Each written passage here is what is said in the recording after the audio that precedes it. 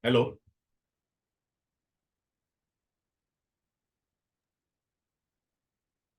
Hello. Yes, Bala, we can hear you. Okay. We'll start the class. So, how many processes are there in risk management? How many processes are in risk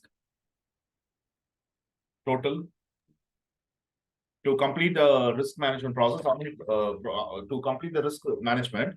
So, how many processes supporting the risk management? 5. Total process. How many total Well, processes are there in the risk management? 7 process. 7 processes, right? So, how many processes are supporting the closing process, the initiation process group? No, there is no one, no process. How many processes are supporting the planning? 5. Okay, 5 processes. How many supporting the execution? 2. 1. What happened to Ms. Kala? You're giving a wrong answer. 1, right? So what? How many processes? Remaining 1 process supports the monitoring and controlling, and there is 0 process supporting the closing process group, right? So total 7 processes are there, right? So what are the 5 processes? We have to plan the risk management, right? So once you are planning the risk management for the project, what are you going to get? Once you're going to plan the risk management for the entire project, what is the document you're going to get? Risk management plan. Getting RMP, risk management plan, right? Oh. Okay, that's the next one. So what are the things you need to do in the subsequent process? You will define as a guideline in this document, right? So RMP will be giving you the clear instructions how to perform the risk identifications, right? Risk identifications. Then it will be supporting you with its guideline how to perform the qualitative risk assessment, right? Qualitative risk assessments. Then it will be giving you the clear guidelines how to perform the quantitative risk assessments. Then it will be supporting you with the good guidelines how to develop the responses. So how well you'll be planning the risk responses. How will be responding in the risk. Then it will be giving you the clear guideline how to implement the developed responses. Then it will be helping you how to monitor the Kavya, the speaker diary pannadu. Okay. So we have a total 7 processes to support the risk domain. So the first process is we have to plan the risk management. We'll be getting the risk management plan. So what all the information you are documenting in the risk management plan? It has to provide the proper guideline for the subsequent processes. So what tools and techniques will be using for you to perform the risk identifications? What process, sir, what tools and techniques will be used for you to perform the risk identification process? What tools and techniques will be used for you to perform the qualitative risk assessment? What tools and techniques will be helping you to perform the quantitative? Whether you need to perform the quantitative or whether you need to perform both the qualitative and quantitative. Most of the project will go with the qualitative risk assessment. They will skip the quantitative. The reason is why? Why the most of the project is not using the quantitative? They run the qualitative risk assessment. Expensive, time-consuming process. Okay. It's going to consume more time and it's so expensive process because the tools and techniques which is used in the quantitative risk assessment is so costlier and so expensive, right? What basis you're going to run the qualitative? If you want to run the qualitative risk assessment process, what is the main criteria? I'm not asking what is the focus of qualitative. I'm asking what is the on what criteria you're going to run the qualitative risk assessments. What are the main criteria? Ranking? No. That is, I'm not asking the focus. The focus of qualitative risk assessment is you need to give the prioritization and categorizations. Like how importance you're going to give for the left eye and right eye. So you need to give the same importance, like a prioritization and categorization is the main thing you need to focus on the qualitative. But I'm asking on what criteria you're going to run the qualitative risk assessments. What is the criteria for you to run the qualitative risk assessments? The criteria for you to run the quantitative, the data which you're going to provide for the quantitative risk assessment should have the quality in it, right? And apart from this, you need to have the expensive tool for you to run the quantitative. You need to have the software applications to run the quantitative, because you will do three risk analysis with the quantitative. One is your cost risk, the second one is your schedule risk, and third one is integrated cost and schedule risk, right? So you'll be getting the cost model, you'll be getting the schedule model, and you'll be getting the integrated cost and schedule model, right? So the tools and techniques are so expensive. But in the case of qualitative, what is the criteria for you to run the qualitative? Anyone? Mr. Vijay, Varun, Vikas, Venkateshan, Ms. Kala, Nitin. So what is the criteria? Fazil. So what Probability. is the Probability. No. I'm asking the criteria. The criteria for you to run. Please note down. The criteria is that the data should be there. The data which will be used by the people for assessing the qualitative risk assessment. So the data should have the quality in it. So the data should have the quality information in it. If you don't have the quality information in the data, which is used for you to do the qualitative risk assessment, what happened to your prioritization? Whether you are able to prioritize the risk and whether you are able to properly rank your risk events. The main criteria for you to run, the main focus for you to run will be the proper prioritization, right? So how we are giving the rank to the risk. So you're able to bring the various risk event to the highest impact risk events, and you're able to bring some risk event under the moderate risk events, and you are able to bring some risk event as a low impacting risk events. So you're able to give the proper prioritizations. If you don't have the data quality in it, if you don't have the quality in the data which you're going to produce for you to perform the qualitative risk assessment, what happened to your prioritization? Whether you are able to do the proper prioritization, whether you are able to give the proper priority to each and every risk events if you don't have the quality in your data. Yes, say yes or no. Guys, please say yes or no. If you don't have the quality level of information in the data, which is used for you to do the probability and impact assessments. Through probability and impact assessment only, you are able to rank your risk, which risk can sit as the highest risk events, and which risk you are able to bring into a danger zone, which risk you are going to bring into a green zone, and which risk events you are going to bring into orange or yellow color zones, high, moderate, and low, right? Hello? I'm audible. I'm still Yes. connected with you. I'm still connected with you people. Yes. Yes. Okay, I'm asking you, if you don't have the quality information in the data, which is used for you to do the qualitative risk assessments, the main focus of qualitative is that what? You need to perform the probability assessment and impact assessment, right? Probability and impact assessments. The probability is nothing but the likelihood of a particular risk event occurrence. What is the chance of that risk event will occur? Whether it's having 100% chance, or whether it's having 80% chance or 60% chance. And what will be the impact that will lead to the project objectives?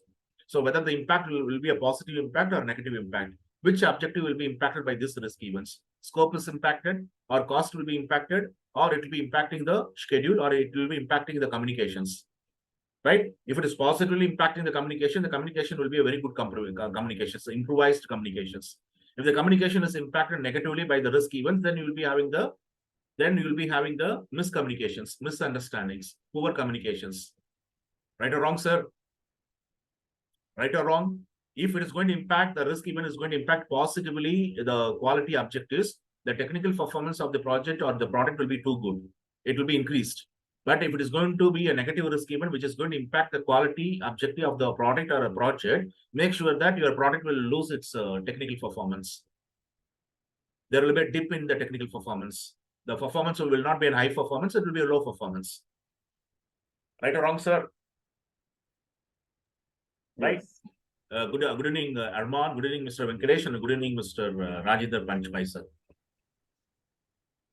Good evening, sir. Good evening, everyone. Good evening. So the Yeah, good evening. main focus for you to run the qualitative risk assessment is going to be the prioritization and categorizations.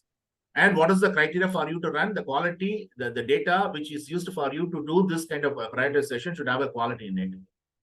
And the second criteria, very important criteria, the people is going to work for the qualitative risk assessment, who's going to assess its probability and the impact for various risk events should be more experienced.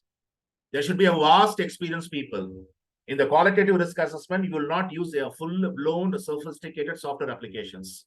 Like what you're going to use in the quantitative risk assessment, you will not use the full-blown sophisticated software in the qualitative risk assessment. Only two things you're going to look, the data which is used for you to do the probability and impact assessment. They should have the quality level of information. Then the people who's going to assess the risk for its probability and its impact should have a vast experience. So if these two criteria is going to be, it's fulfilling the process, then the objective of the project will be fulfilled. So you are able to give the proper prioritization and you are able to give the proper categorizations. Right? So what you need to do in future, what you will be doing in each and every risk management process is clearly defined in the risk management plan. So that's the first process. What you are able to define? You are able to define what will be the strategy will be used for you to manage your risk properly throughout the life cycle of your projects. Whether it's a generic strategy or it's a tailor-made strategy will be used for you to perform the risk management. Or this particular project is so complex in nature, so we need to just go with the specific methodologies. So what will be the specific methodology? What will be the systematic approach, step-by-step approach we need to follow for us to manage the risk properly in the projects? If you are not properly managing the risk in your project, can you able to push your project towards the profitability zone? No. Okay, so the risk profile will not be a better profile. If you are not able to manage your risk properly, your risk profile will not be a better profile. Right? So once the risk profile is a better profile, that means you and your team is able to manage your risk properly. You're using proper strategies and you're using proper methodology. The roles and responsibilities given for each and every process owners and the supporting staffs. So who will be taking what kind of roles and what kind of responsibility for them to perform each and every risk management process. So once you are able to give the roles and responsibilities, you are able to address this one into the risk management plan. Then you are able to just give the relevant activities should be performed within each and every process. And how well you are able to bring these activities, which is allotted for each and every process, you are able to schedule in a scheduling tool. When you need to do these activities, when you need to perform these activities. So you're able to place these particular activities in the logical orders, risk-related activities. Then you are able to know about that, how once you are doing the risk identification process, you need to make sure that I need to use the risk breakdown structure for me to bring the various risk event towards a particular group or a particular categories. So what kind of risk breakdown structure will be used? Whether you will be going with a 2 level of risk breakdown structure or you will be using 3 level of risk breakdown structure. So that will be determined in the risk management plan. And once you are once you are going through each and every profile of each and every stakeholders, you are doing the complete risk profile assessment on each and every profile of the stakeholders who's going to work with you. So you're able to just establish a control threshold after understanding each and every stakeholder individual attitudes. So that makes you to just know about the complete risk appetite of the stakeholders. How much the entire organization can withstand the risk. What will be the allowable variation? So you are able to establish a thresholds for each and every objectives. If the scope is impacted negatively, what will be the allowable variation? 5 to 8% will allow. More than 8%, we are not able to tolerate. That's our tolerance limits. So you're able to establish a clear threshold for each and every objectives after understanding the risk attitude of individual stakeholders. So once you are able to just know about the risk, once you are able to establish a thresholds and you are able to tag this threshold for each and every objectives, what will be the allowable variation? What should not be allowed? What will be allowed? You are able to define the probability and impact definitions. So you're able to define the probability and impact definition if risk is going to come less than 10%. So where it will be impacted positively and negatively, how the scope will be impacted positively and negatively, how much cost will be impacted positively and negatively, how much schedule will be impacted positively and negatively, and how much the quality will be impacted positively and negatively. You are able to define the probability and impact definitions. So for you to define the probability and impact definitions, you need to make sure that I need to find out the risk value. If I'm going to assess the risk, probability, and impact, I need to make sure that risk value for each and every risk event should be brought. By assessing the probability and impact, you are able to bring the risk value or a risk score. So what kind of scale I'll be using? So whether the scale will be a descriptive scale or it will be a numerical scale. What is the name given for the descriptive scale? The scale is a descriptive. It's going to give the descriptive terms. Very low, low, medium, high, a very high. So this will be a descriptive terms, descriptive scales. What is the scale name? If the scale is used for you to measure the value of the risk, the value of risk will be, you are able to know about the value of the risk or the score of the each and every risk given by assessing the probability and impact. So probability should be multiplied by impact. Probability time impact will be giving you the risk value or risk score. So what will be the scale, descriptive terms? What is the name given for the descriptive term scales?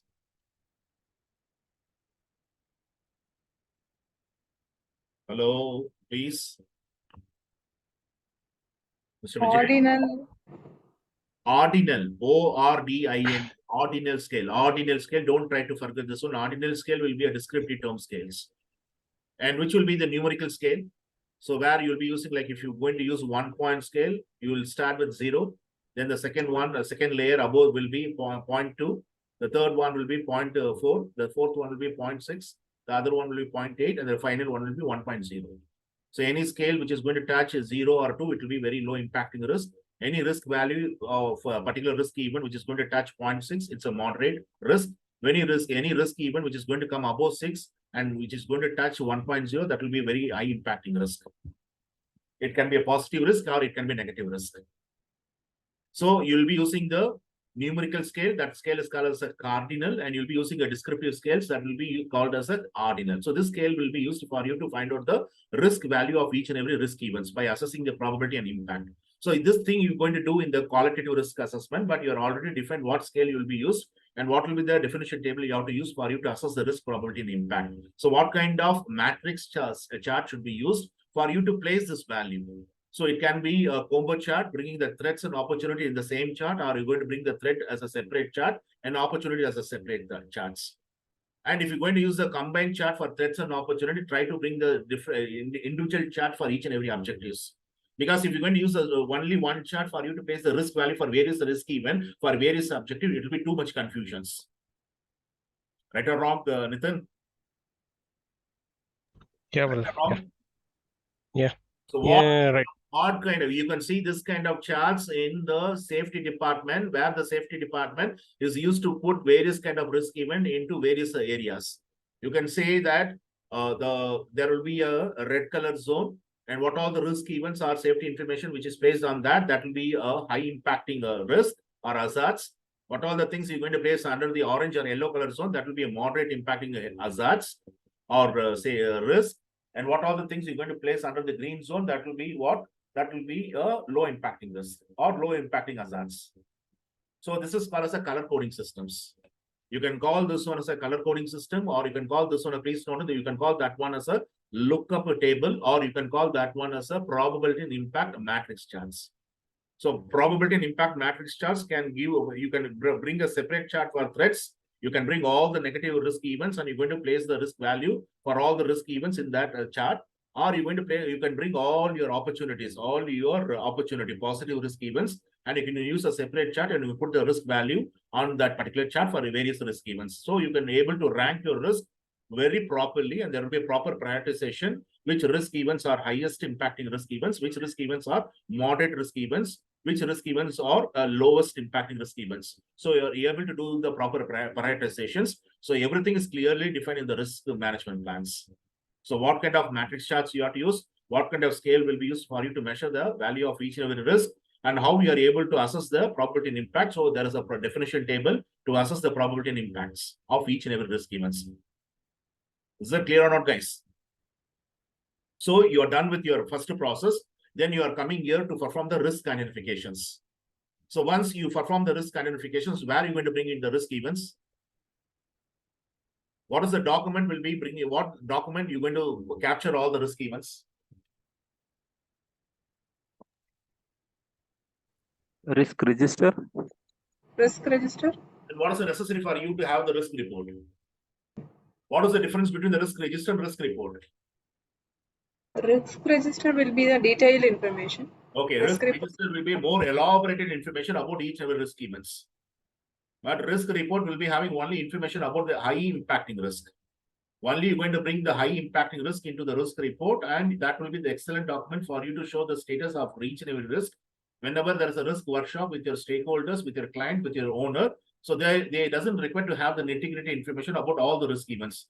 They want to know which is the greatest risk impacting events that will be impacting the outcome of the projects, right? Whether that impact will be impacted on schedule or that impact will be coming on the cost, the impact will be coming on the quality. So they want to know only high impacting risk events. So high impacting risk events are brought into the risk report. It will be a summary level, and all the risk events are brought into the risk registers. So risk register is going to be a library of informations. If you want to know the complete risk events, you need to open the risk register. If you want to know the summary level, you need to make sure that risk report you need to open. Right? So you are the genesis of risk register risk report is generated from this process. Identify risk process, risk identification process. It's going to be one-time process or continuous process. Continuous process. This process. Predictive.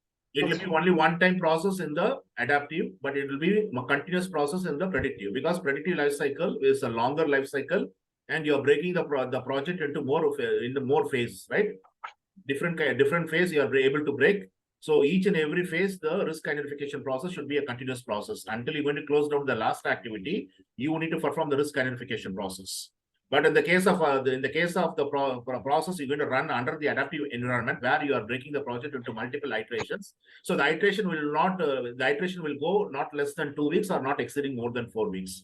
So an iteration will be planned for 2 or 4 weeks. You need to finish your work within 2 to 4 weeks. So the risk identifications or the complete risk management process should be done during each and every start of iteration. That's the difference between the predictive and adaptive. There's no need for you to repeat the risk management throughout your iterations. Risk management will be completely performed during the start of each and every iteration in the adaptive projects. In each and every iterations, the risk management process, which is used for you to perform the predictive projects, should be performed throughout your phase or throughout the project life cycle. Is it clear or not, guys? Yeah, Bala. It's clear. Now you can see that in the left-hand side, you can see the complete management plans and complete baselines and documents are kept here. Why? You can see we can use the risk management plan that will be giving the roadmap informations. So there is a meaning in it. There is a meaning in it, and there is something justification. We can make the risk management plan. We will be giving the complete roadmap information, how to perform the risk identification, what resources should be used, how much you need to spend, what tool you need to purchase, and who will be the consultant, and who will be the people called for to perform the risk identification process, when we need to repeat the process, once in 30 days, once in 45 days, or can we repeat this process, not going in the timetable, there is any emergency which is going to impact our project. So there will be a lot of risk event which is going to come into the project. So we can do the risk identification process, or the organization is going for the complete restructure. There is a major changes which is happening in the organization. The organization is going to enter into share and alliance partner. So there will be a lot of risk events. Many people will going out, and they're going to retain with only important people. So there will be a lot of risk event which is going to impact our business. Even our project will be impacted by this risk events. So there is any periodic information we need to follow the timetable, when we need to repeat the process, when we need to continue this process, when we need to iterate the process, or there is any emergency condition, that time also we can perform this process. So all this information will go into the risk management plan. So we can justify. But why we need to use the complete management plans and complete baselines and complete documents here? Even agreements also we can justify. It will be giving you the payment terms and conditions. If you're not able to make the payment, one of the quality which your organization is having is that the account system should be a functional account systems. If the accounts and accounts receivable and accounts payable is not a good functioning system, you will not honor the payment of your the payment of the invoice which is submitted by your the contractors. You are not following the condition of the contract. That will be one of the important obligations. So that will be a more major kind of risk events. So we can just know that one in the agreements. And agreements also will be knowing that which party has signed for which contract and which party will be taking the complete risk events. or the risk event has to be equally poised between the contractor and client. So you can see the agreements, whether it's a fixed price, whether it's a lump sum, whether it's going to be the cost reimbursable, or whether it's going to be a hybrid contract where the client and the client and the contractor will be sharing the risk events equally. If you're going to fix with a fixed price, you know very well the complete risk events, the cost related risk event and various risk factors will be incurred by the contractors. So you are accepting for the condition of contract and you are making your signatory over there. So you are accepting the complete condition of contract, which is mentioned as a clauses by the client organization. You are obliging that and you are making your sign and you are entering into an agreement. And once it is going to be cost reimbursable, since the scope of the work is not fixed, it's going to be dynamic, it's keep on evolving. So the client doesn't want to know about this and client doesn't have any idea. So he's going to give that one to the contractors. So now the client will be taking the complete risk. What all the money which is spent by the contractor for the client project. So the invoice will be raised, that will be considered as a legitimate invoice, that will be honored. On top of that, the contractor will be paid for his fees. So all the costs associated risk will be incurred by the client if it's a cost reimbursement. So you can see that in agreement. So you can know very well what all the risk will be impacting our contract, where the risk will be impacting from our contract. Because you are not bringing your contractors, you are not bringing only the service providers, you are bringing the risk even along with the contractors. So what will be the various risk event which is going to impact your contract relationships? So that risk events will be captured on the risk registers. So what is the necessity for you to have the complete management plans and the baselines?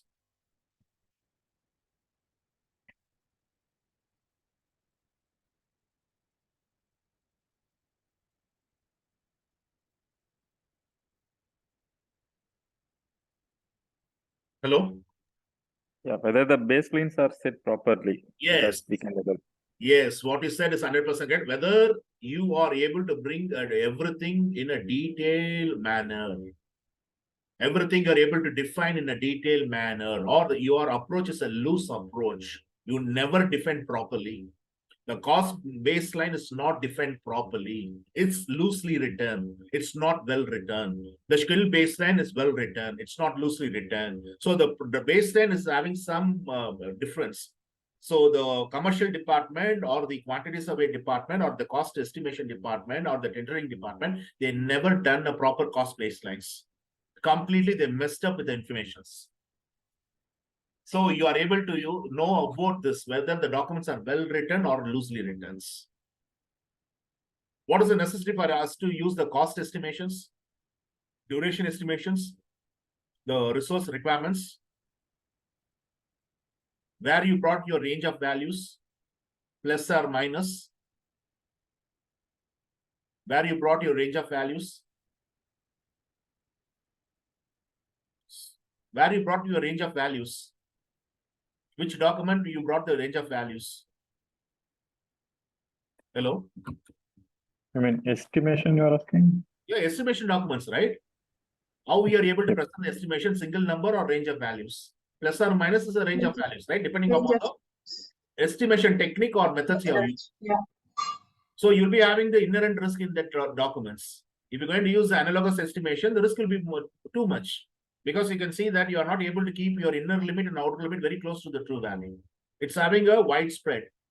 But if you're going to use the bottom-up technique, you know very well, you are able to just bring the inner limit and outer limit very close to the true value. You are able to close the gaps. So you need to know what kind of estimation method is used by going through the range of values. If you're going to use the bottom-up technique, you know very well it's a minor error. There will be a minor error, right? Minus 5% to 10% in the estimation part, right or wrong, sir? Right?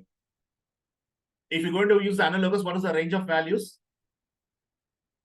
Not less than 25, not exceeding more than 75%. So the error will be not less than minus 25%, not exceeding plus 75%.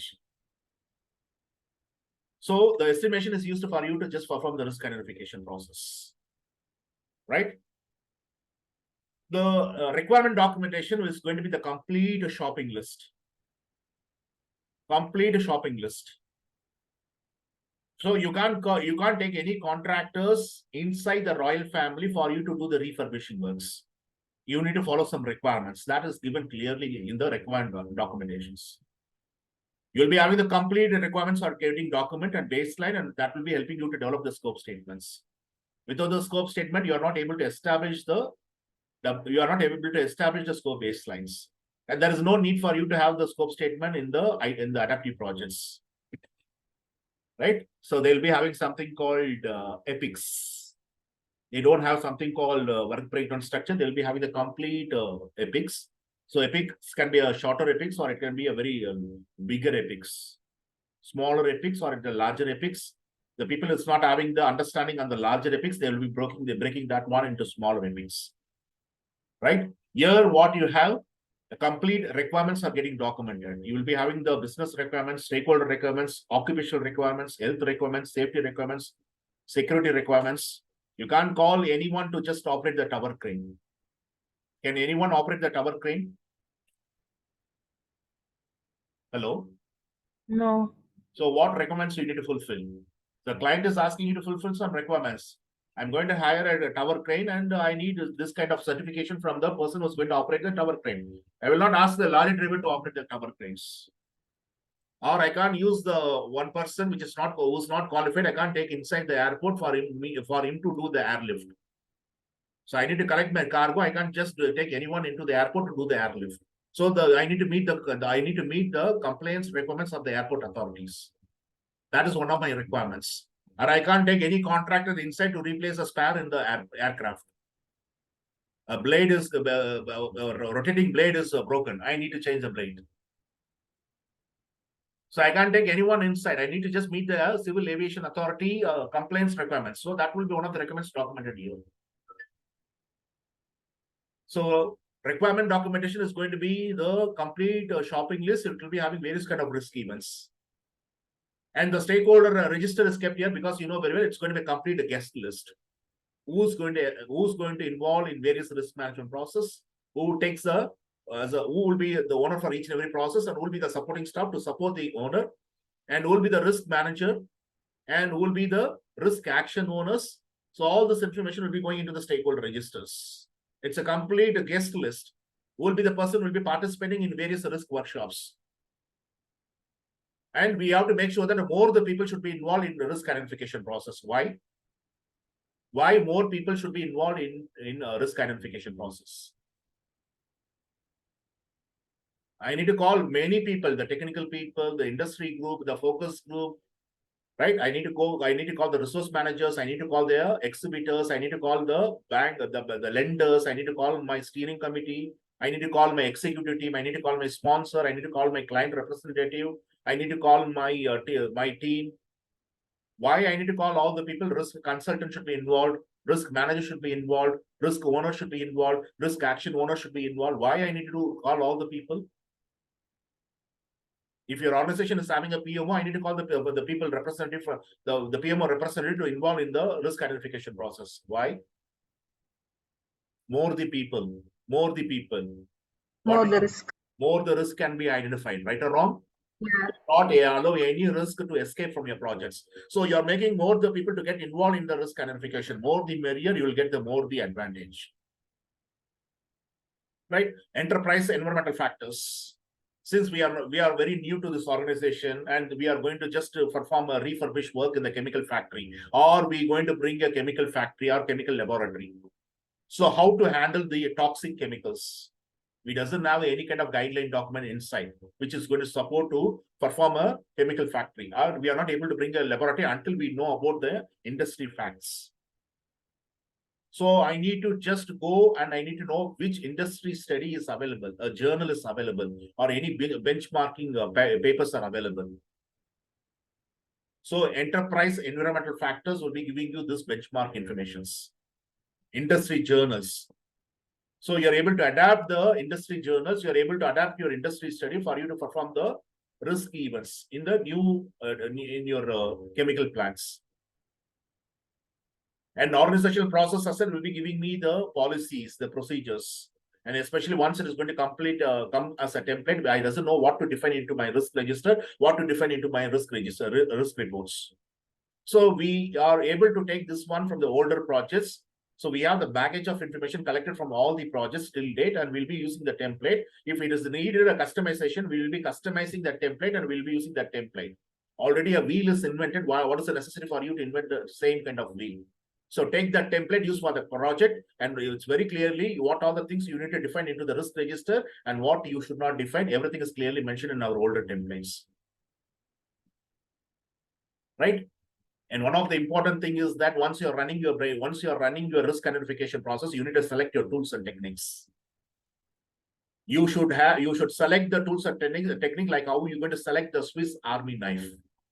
So it will be a very sharper tool. So it should have a razor focus.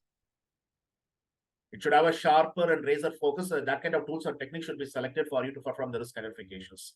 So in the examination point of view, after you perform the risk management plan, what will be the tool is used for you to perform the risk identification? So they'll be listing all the tools and techniques. Brainstorming, workshops, facilitations, focus group sessions, or they'll be using something called interviews. So what will be your options? Whether you will perform the interview to capture the risk identification, that will be the first technique you'll be using, or you will go with the brainstorming session, or you'll go with the focus group sessions, or you'll be conducting the facilitated workshops to gather the people to just know about the risk events which is going to impact your project objectives. So what will be the technique you need to select? That will be the first technique you need to select for you to perform the risk identifications. Please give me your answers.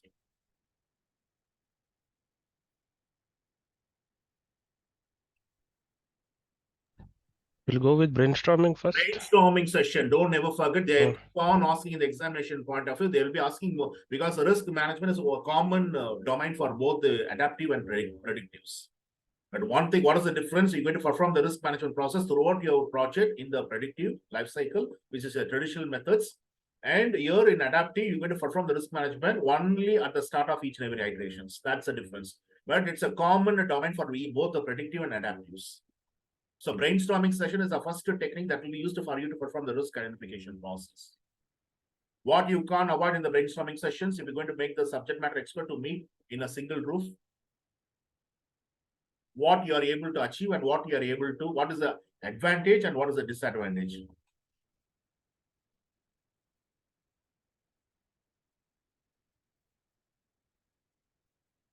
What is your advantage in running the brainstorming session and what is the disadvantage in running the brainstorming sessions? Please. We'll get more ideas in that brainstorm. So you are saying that you are not focusing on the quality, you'll be focusing on the quantity, right? Yeah. So you'll be using a radical approach for you to select which one will be best among the bunch of quantity, right? So huge quantity of ideas coming from the participants. So I'm not able to focus about the quality right now. I'll be focusing only the quantity. More the ideas, I can use a radical approach to select the best ideas, right? Okay. What is the disadvantage? If you are breaking the subject matter expert to meet in a single room, what happens?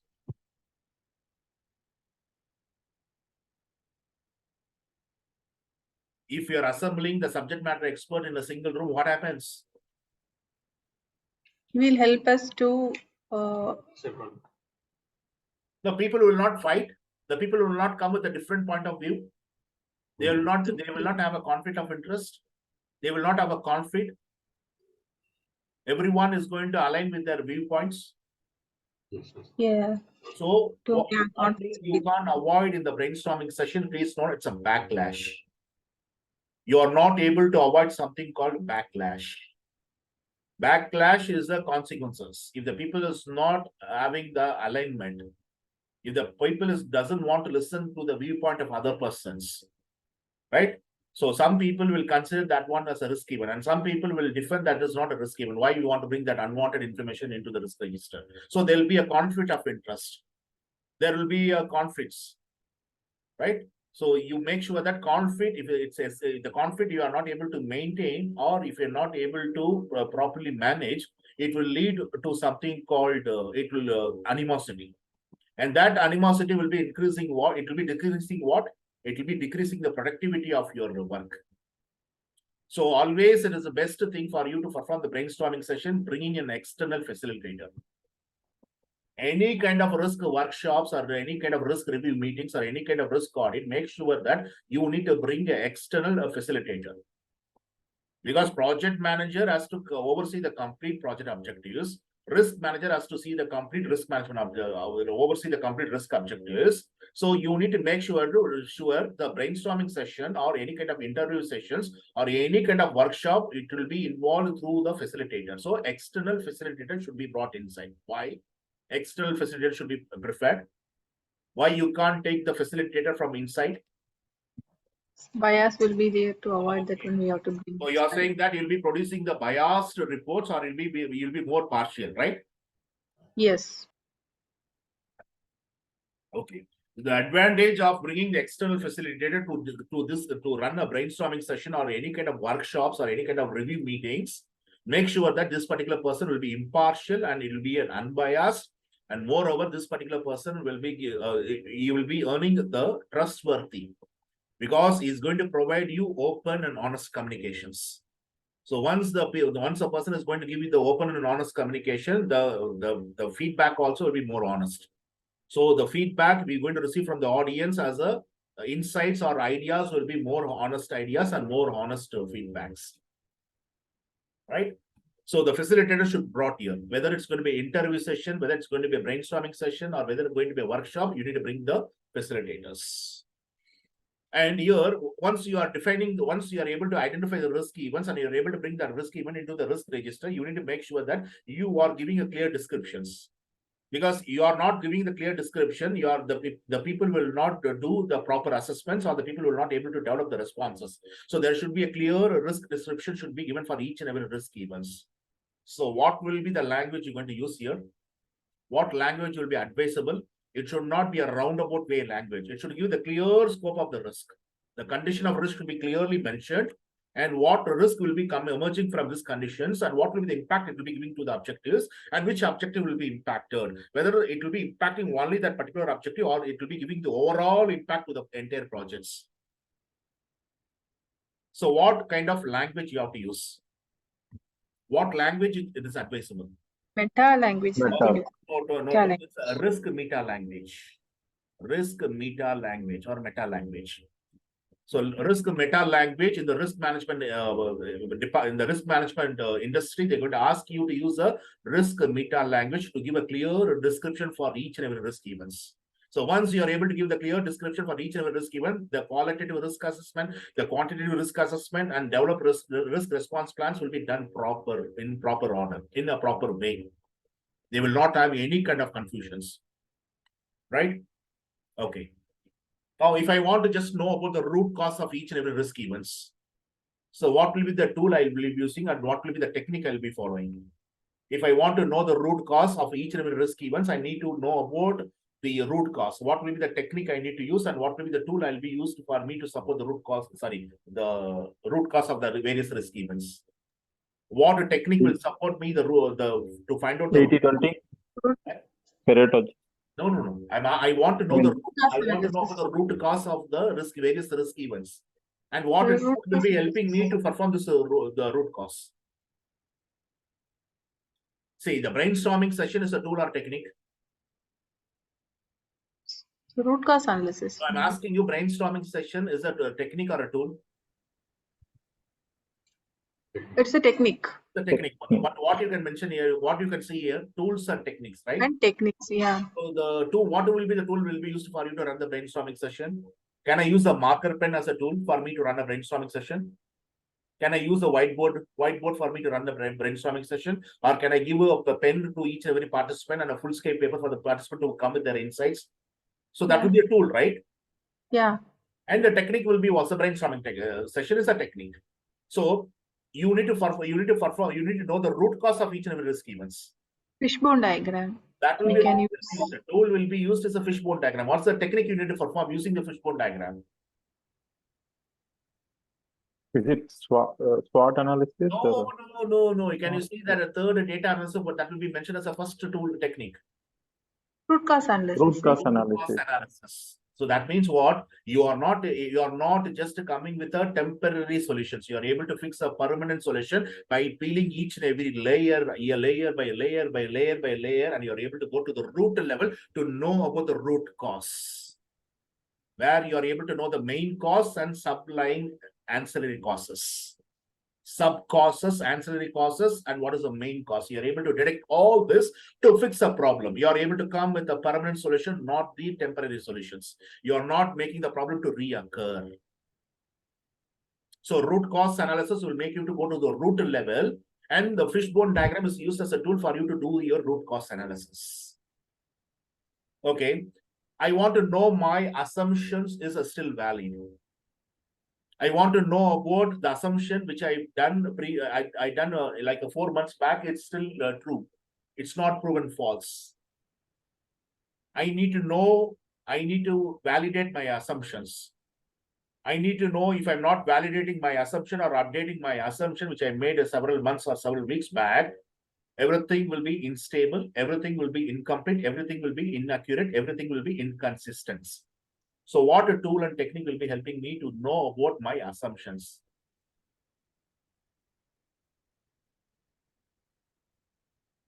What is the second tool and technique is given under the data analysis? Assumption and Assumption analysis, right? If you're not able to assume properly, and if you're not validating or you're not revisiting your assumptions, which you've done in past, 1 year back, 6 months back, 4 weeks back, and the assumption is proven true, or assumption is proven as false. So it will increase the risk or decrease the risk. If your assumption proven false, it will increase the risk or it is going to decrease the risk.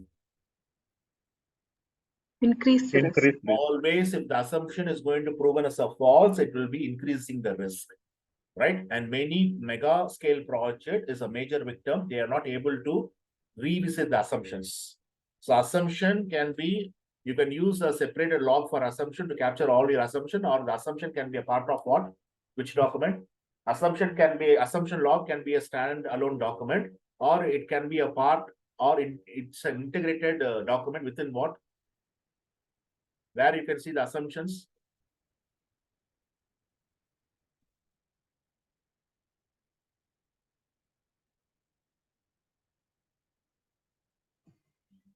PMP? Oh, I'm asking you. Yeah, that's why I'm Yeah, assumption log will be part of this. PMP is the entire management plan, right? All the management plan, all the baselines, the life cycle which is chosen for the project, the methodologies, the tools, techniques, everything is brought into the PMP. That's some other document, living document. But within the project management, I need you to just spot out the subcomponent. I need you to just spot that subcomponent. Which subcomponent is component within the project management plan will hold the assumptions. Guys, can you recollect your memories? Once you are establishing the scope baseline, there are 5 integrated documents, right? What is Yes, scope statement, approved WBS. scope statement, approved scope. So what you can see once you're opening the approved scope statement, you will not see the assumptions there, the complete assumption which is going to impact your deliverables. Yeah. You will not see the complete constraint which is going to impact your deliverables. You will not see the complete risk which is going to impact your deliverables. Right? So you will not see the complete uncertainty, what all the uncertainty you're going to come across that will impact your deliverables. So the assumption can be a standalone document. You can document that assumption in this document, or you can document your assumption in the scope statement. The scope statement is within the scope baseline. Is it clear or not, guys? Is it clear or not? Guys, it's clear or not? Yes, Bala. Okay, only one S is coming. Okay. Remaining other S, remaining 9 S I need to just take from the people. Simply, I think. Yeah, Bala, yeah. Got it. Clear. Okay, got it, right? If the assumption is proven false, what kind of statement you're going to develop?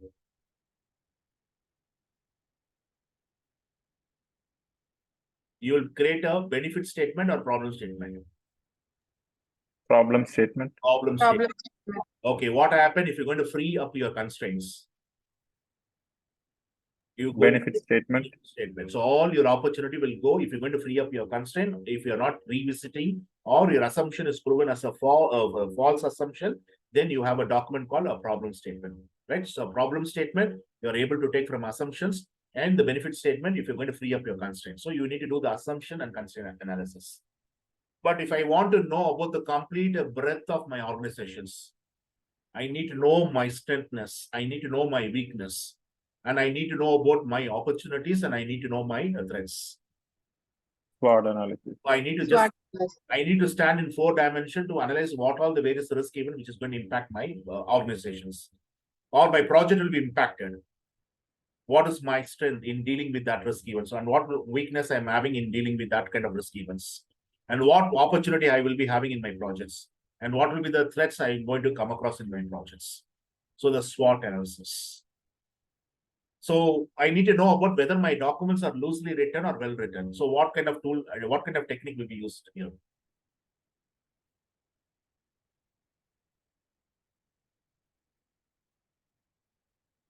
Document analysis, right? Yes. Right or wrong? And the Yeah, prompt correct. list is used for what? Prompt list is used for what? Prompt list is used for what? Only one. Close your eyes and touch the answer. If the answer is going to be out of 4, it's going to stimulate for me to do the risk identifications. It's a lowest level of RBS, right? We have gone through that prompt list, right? It's Yes, a lowest yes, level of yes. risk breakdown structure. UCA, Yes. TCOP, PESTEL. So you'll be using this one as a structured framework for you to conduct the brainstorming session. So where the participant is going to bring the various risk events into these categories. So prompt list is used for you to categorize your risk. So here what you're going to do, you are grouping your risk using the fishbone diagram. You are able to give the categorization using your prompt list.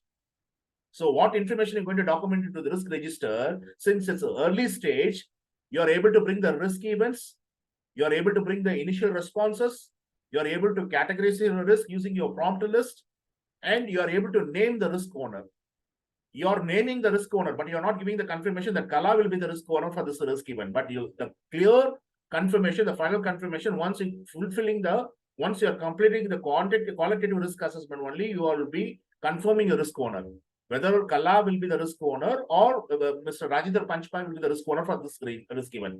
Almost all the people will be taking the ownerships. If Nitin is going to work in the planning sector, he will be the person to take in charge what all the risk event which is going to impact the planning. Right?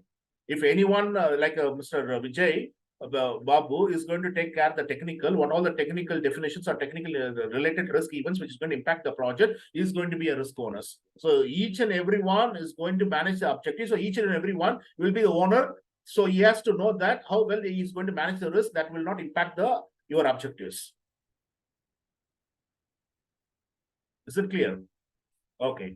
The timing information is very, very clearly given into the risk register when the risk event is supposed to come, and when your people are ready with when the people should be ready with their responses, and when they need to implement the responses, and when the risk will not be when the risk chapter should be closed, when the risk will occur, and when the response should be ready, and when the response should be implemented, and when you need to close down that risk events.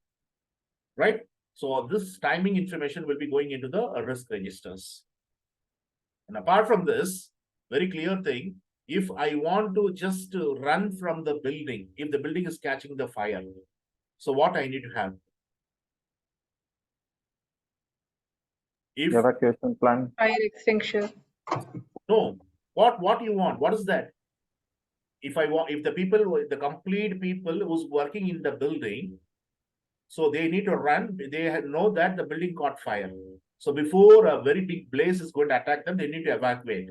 So which is going to do this? Fire alarm. Fire alarm. Fire alarm. So what that makes you to go away from the risk event, right or not? So please note that the triggering condition also should be mentioned in the risk register. So the triggering condition can be called as what?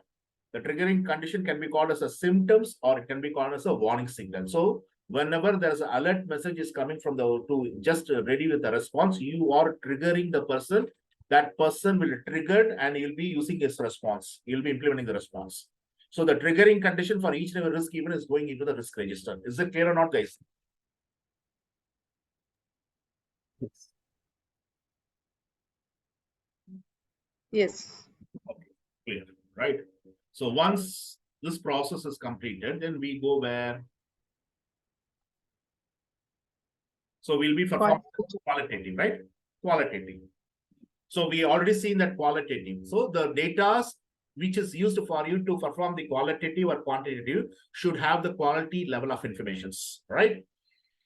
Okay. Now each and every process will be having its successful critical factors. So what you're going to consider as a critical factor for you to perform the qualitative risk assessment? Qualitative risk assessment is a subjective assessment process, or it's going to be an objective assessment process. The qualitative risk assessment is a subjective or objective?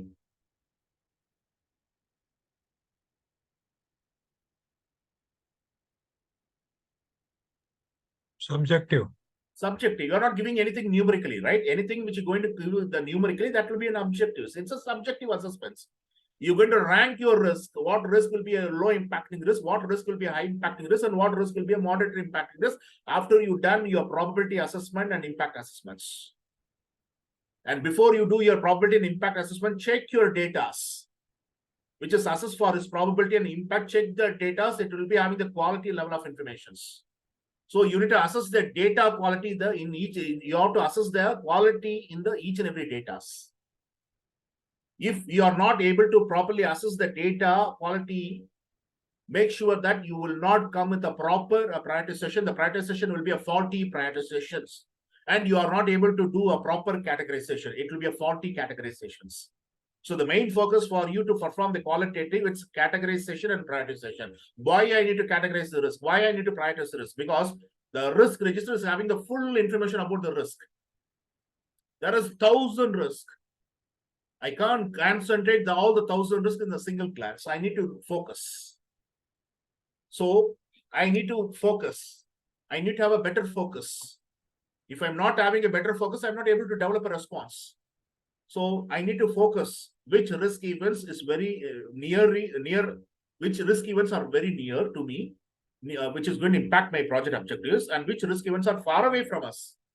So what are the risk event which is very near to the project objective, that will be an high impacting risk, and what are the risk event which will be far away from a project objective? It's going to happen at the last year of my project. I'm going to rank that particular risk as a low prioritized risk. And between this near and far away, what all the risk which is coming in between, that will be coming as a moderate or medium impacting risk. Why I need to consider the risk which is going to impact me at the last year of my project? My project is going to run from today 5 years. This risk event which is going to impact me at the last year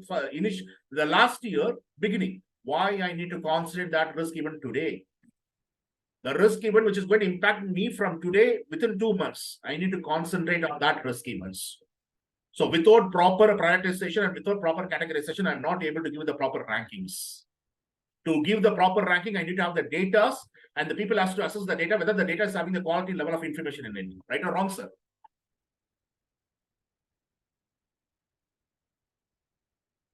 Correct, Bala. Right. Okay. So please note, there are 4 critical success factors. Each and every process, once you're going to select to use in your project, make sure that it has to fulfill the objectives. You need to get your predefined outputs. I'm going to run this process. I'm going to just use the relevant activities. I'm going to culminate these activities for me to get this kind of outputs.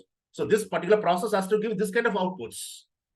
If the process is not giving this kind of outputs, and it's simply mere waste for you to run this process, that means you are trying to run an irrelevant activity for that process. So there are 4 critical success factors for you to perform this process. The first critical success factor, which is very close to your success. Agreed upon approach. What is that?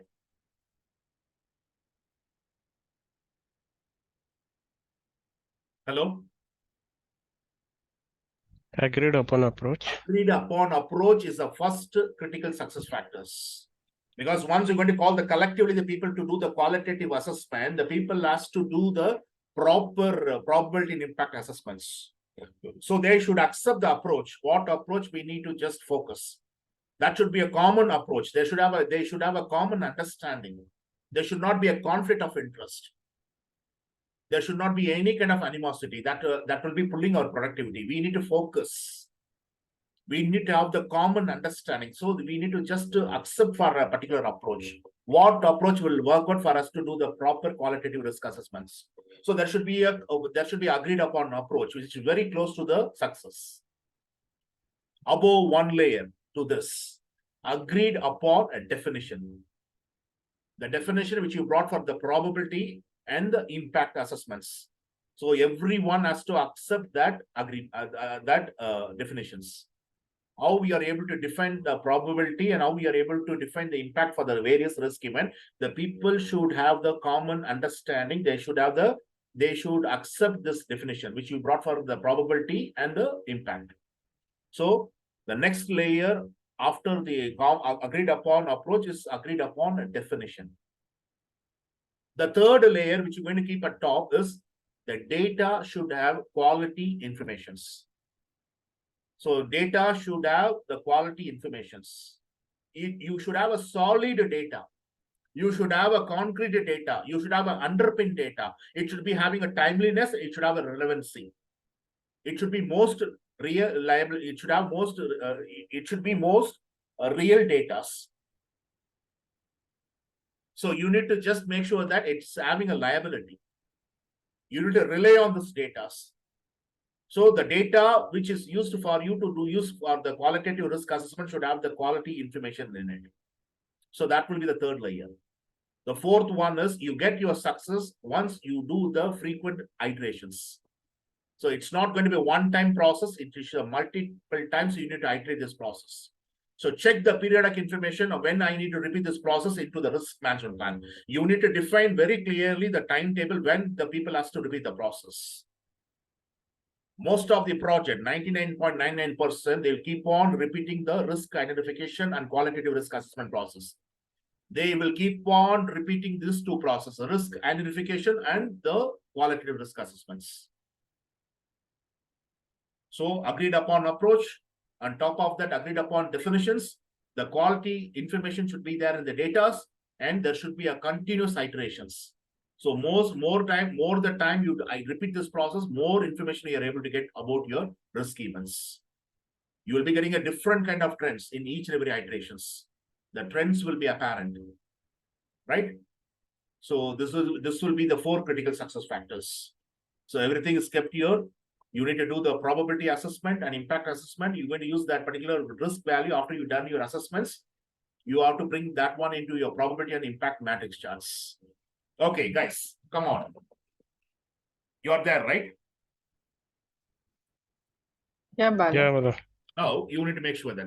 Okay, we are accepting for the agreed upon approach. We are just coming for agreed upon definitions, and we are able to know about the data is having the quality that can be used for us to do the probability assessment and impact assessment. And we need to do the periodic iteration. Everything is accepted. Okay. Now, we're going to consider only the probability in assessment and the impact assessment, only these 2 criteria. Since this particular project is so complex in nature and we will not perform the quantitative risk assessment since the organization is not having that much of money, or the organization will not have that much of time, our organization feels that if we're going to spend this much of money on the quantitative, it is not worth in running that process. Since that particular process is going to be robust in nature, and we doesn't want to spend too much of money for us to get a less worthy outputs. So the company is working with the qualitative. So since this particular project is so complex in nature, only the probability and impact assessment can be considered. Can we consider other parameters? So you will be having a discussions. Okay. If we're going to consider other parameters apart from the probability and impact, what parameters are you going to consider? What parameters? Okay. The first parameters I can consider whether that risk event which we capture into the risk register is complex in nature, complexity. Okay. Okay, it's so complex. No, it's not that much complex. Okay, if it's going to be more complex, whether we are able to manage that risk event. So manageability. So complexity and manageability also will be one of the other parameters apart from the probability assessment and impact assessment. You need to assess each and every risk event for its complex nature and whether you can manage it or not. If you're not able to manage that complex risk events, what you're going to do? What you'll be doing? Any person over to the team? If you and your team is going to discuss that one, and you're bringing that risky event for your discussion, this risk event is so complex in nature, we can't manage. If it's a less complex, you can manage. It's more complex, we can't manage. We don't have the internal resources to manage it, or we don't have the subject matter expert to manage it. So what are you going to do? External facilitator. What's that? External facilitator to Yes, you'll bring the external consultants.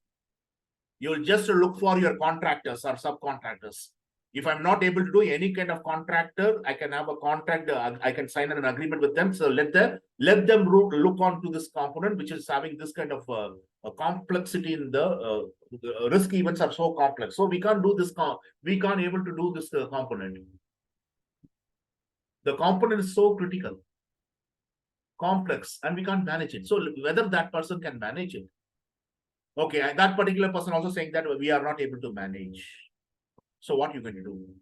You are a prime contractor.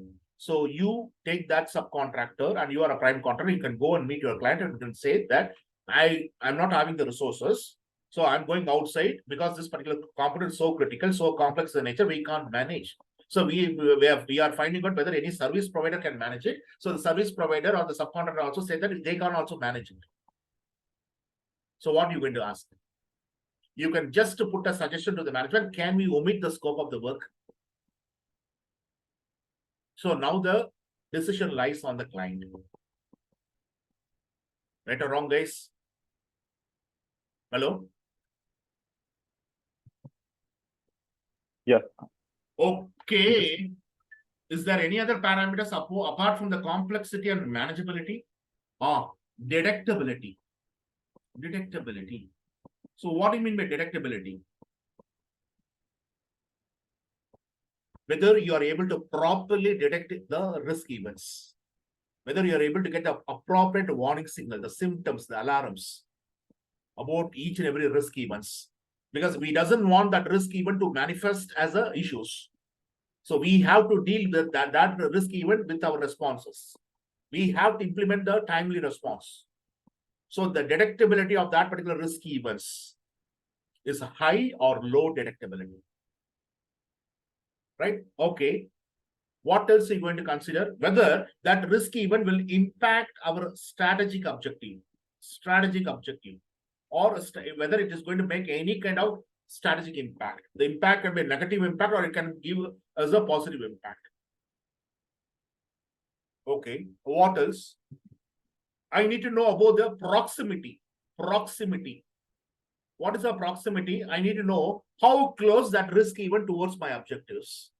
It's very close or not close. It's a far away or very close. I need to know about the proximity of each and every risk events. Okay, what else? Connectivity. Connectivity. What is that connectivity? Whether the risk event is connected with other risk event and it's coming as a chain and it's impacting a particular objectives. 3 or 4 risk event is coming as a chain and it's impacting the schedule. 3 or 4 risk event is going to coming as a chain and it's going to impact the cost. So whether this risk event is having a connection with that risk events. So I need to check about the connectivity of the various risk events. So that also will be considered as other parameters. So what else are you going to do? I need to know about the dormancy. So what is the dormancy? Whether we are able to know about the risk impact after it has materialized, or it will take some time for us to feel the risk impact. When we are able to know the impact of the risk events. How long it will take for us to know the impact of the risk events. So I need to know the dormancy. Guys, you are there? Are you there? Yes. If you're going to work in the American military base, and you are a very important person, but you are a foreigner, you're working into an American military base, and you want to take a voluntary retirement. After that, what happens to you?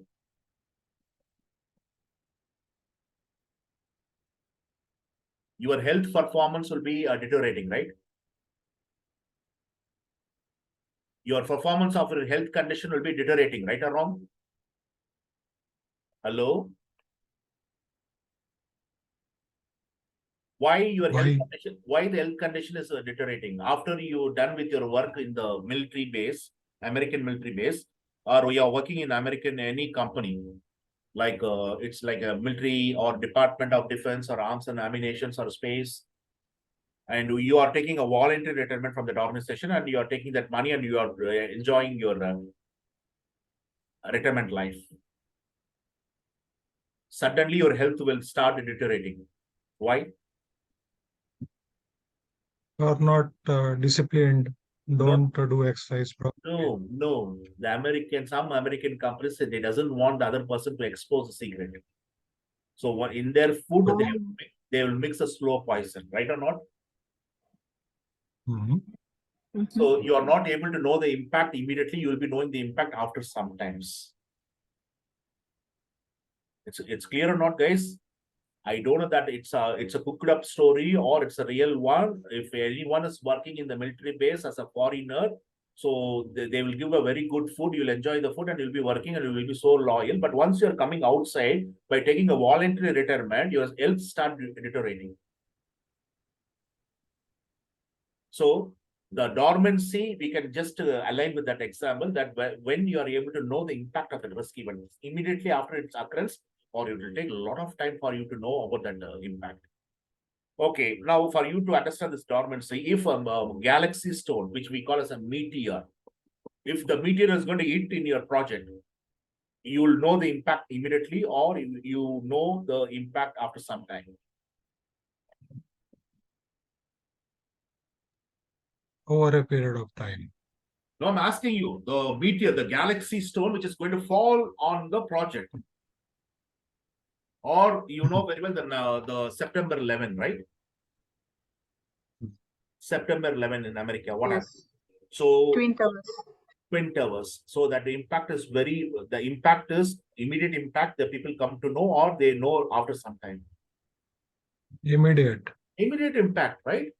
So you need to know whether the risk event it's occurred. If it is going to occur, the impact will be realized in a very quick manner, or it will take some time for us to realize the risk impact. That will be a dormancy, right? So there's all various other parameters you need to assess apart from the probability assessment and impact assessments. Is it clear or not, guys? It's clear. Yes. It's clear. Okay. Now, one thing is that there's something called, so we went through this interview, that data quality assessment, probability assessment, impact assessment, other parameters right now we have discussed, right? Facilitation, risk categorizations, right? And one more thing is also you need to assess urgency. How urgent my people has to develop the response. Whether we need to have a quick response should be developed, or we can just relaxly, we can develop a response. So if a particular list of risk events need an urgent treatment, you need to develop your responses very urgently. This list of risk can't be pushed into the quantitative, still it will take a lot of time. You push this list of risk event directly to plan response process. Try to plan the risk response immediately. Don't push this list of risk event to the quantitative risk assessments. Because comparatively to all other process which is in the risk management, the quantitative risk assessment is a time-consuming process. Because it has to model your project multiple times.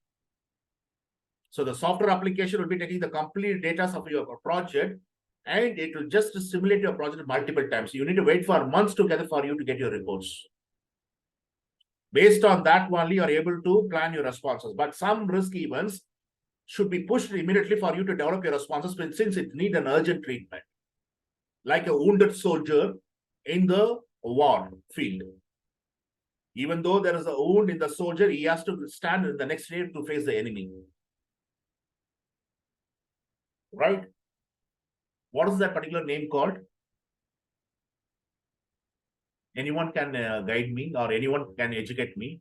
In the wounded soldier should be treated immediately in the nearby medical camp. They'll make a first aid treatment, and they make the wounded soldier to be ready to face the enemy in the next day morning. What is that called? Hello? That is called this one, right? Triage. Triage. So they call this one as a triage. So triage is nothing but urgency. How urgent the people has to develop the response, because this particular risk event is demanding you to develop the quick responses. So don't send this list of risk event to the quantitative risk assessments. So this is all the various parameters assessed. Now, in the probability and impact assessment, you are able to deploy only two things: the probability and the impact. So it's going to take only two dimensions. You're able to plot the probability and impact. The impact can be a positive, it can be a negative. But if I want to get the three dimensions, so there is anything I can plot, any chart is there. In the probability and impact, you know very well, you can plot only the probability and impact. You can't get the third dimensions. But if I want to get the third dimensions, Matrix. huh? Matrix, right? A matrix is you're going to bring that one, and you probability and the impact only you are able to bring there, right?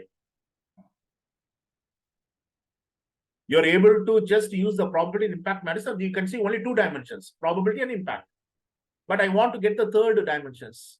So there is any chart will be helping me. Yes, there is a chart will be helping me. The chart is called as hierarchical charts. Can you see the hierarchical charts? No. Here, hierarchical charts, right? Please note, this can be called as a disc-shaped chart, disc-shaped, or it can be called as a bubble-shaped chart. Bubble chart, disc-shaped chart, or hierarchical charts. So this chart will be giving you more than two dimensions. In the probability and impact, you're able to deploy only the probability and impact. You can get only two dimensions. But if I want to get the third dimension, I'll be using something called hierarchical chart. Can you see the hierarchical chart here? Yes. Okay, now you're able to just to make a quadrant here, right? You're able to make a quadrant. So here you can see the proximity, and you're able to see the detectability. Or I need to bring here, instead of proximity, I can bring the complexity, I can bring here manageability. I can bring urgency, I can make something called proximity, right? So I can bring anything. So the third dimension is that I need to know the impact value. Can you see the impact value? So impact value will be depending upon the bubble size. So bigger the bubble, it will not be accepted. Smaller the bubble, you can accept it. Bigger the bubble, we will not accept it. Smaller the bubble, you can accept it. Right? So now you can see they have used the PMBOK has given you the example proximity and detectability. You can see this is the first quadrant, and this is the second quadrant, this is the third, and this is the fourth, right? Here you can see the proximity is low and the detectability is low. Here you can see the proximity is low and the detectability is high. Here you can see the proximity is high. Sorry, the detectability is high and the proximity is low. Here you can see both the things are high and high. So this area, the bubbles which is coming from this area is not accepted.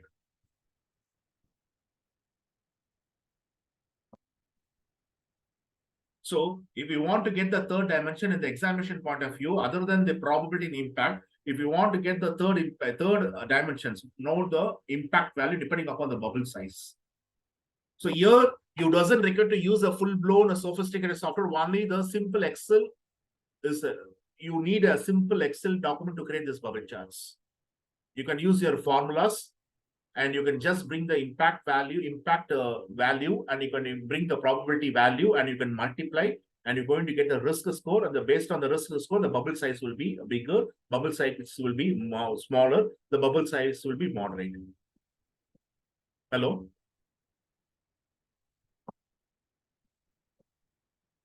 Yeah, Bala. Okay. So now what we are doing? Yes. What makes you to update your, what all the things you are updating the risk register and risk report? Summary level goes into the risk report and elaborated information you are able to update in the risk register, right? What are the things you are able to update in the risk register?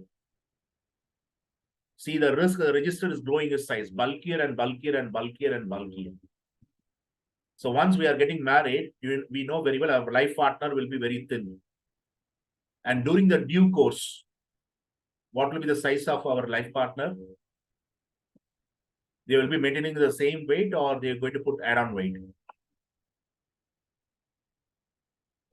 The correct person I can ask is Mrs. Kala. Hello? Yes, Bala. I am maintaining the same weight. So Okay. normally we'll put on weight. Okay, so what happened here? The same thing you need to align with the risk register. Risk register is growing its size bulkier and bulkier and bulkier. We will be adding, we will be sending a lot of updation into the risk register. So categorization is one of the risk, one of the updation I'm going to send. Here, I'm going to break this one into many columns, right? I'm going to break this one as a many column. This is a risk register. I'm going to create a lot of columns, right? Many columns. So I need to put the date when I'm going to capture the risk event, and what is the ID given, what is the risk description, whether it's a high impacting risk or whether it's a moderate impacting risk or whether it's a low impacting risk. Any other parameter you consider, okay, this risk is a urgency, right? And we have categorized this one into a particular group. So you can see the list of information you're going to send into the risk register makes the risk register to put on weight. Bulkier and bulkier and bulkier. The complete risk register will be growing in size in an enormous way once you are planning the responses. So once we are coming to the planned responses, the complete risk register is getting complete updations and it's making a corresponding changes in other areas also. So once we are coming to that place, in that process, we are able to see the appropriate informations, right? Now we are into the quantitative. We'll not go completely because we need another 1 hour to listen this one, or we need to spend at least 45 minutes to know about the tools and techniques, because many tools and techniques are not, we are not used up, and it's not like hands-on experience is not here in using the tools and techniques. So that's the reason many companies, corporate companies or many big companies, they'll be using 3 kind of people. Subject matter experts, like a risk consultant is brought here. Statistician will be used here. And the person who knows to operate that software application is brought here. So an IT guy and statistician and an SME will be used for you to perform the quantitative risk assessments. Smaller project or moderate project will not perform this one. They're going to skip this process.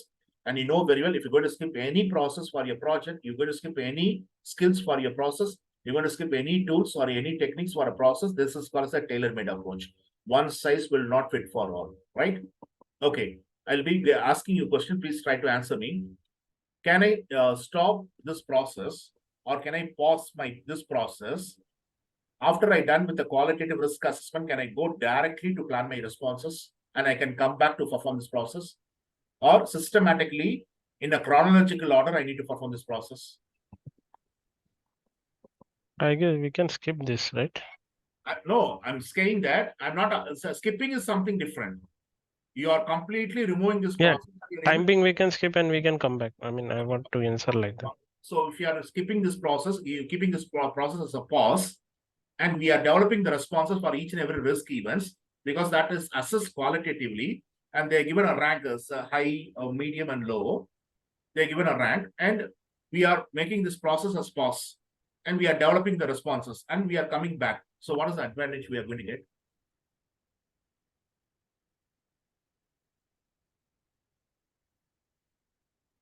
If any urgent risk is there, we can address that without any delay. No, sir. What I'm asking is, after you're done with the qualitative, now it's a compulsion for us to do the quantitative, because the client has mentioned in the clause, there's no skipping process. You're asking, can we skip the quantitative? The client is saying that, no, you need to run all the project management process. You can't skip the quantitative. This project is so important for me. So I need you to do the quantifications.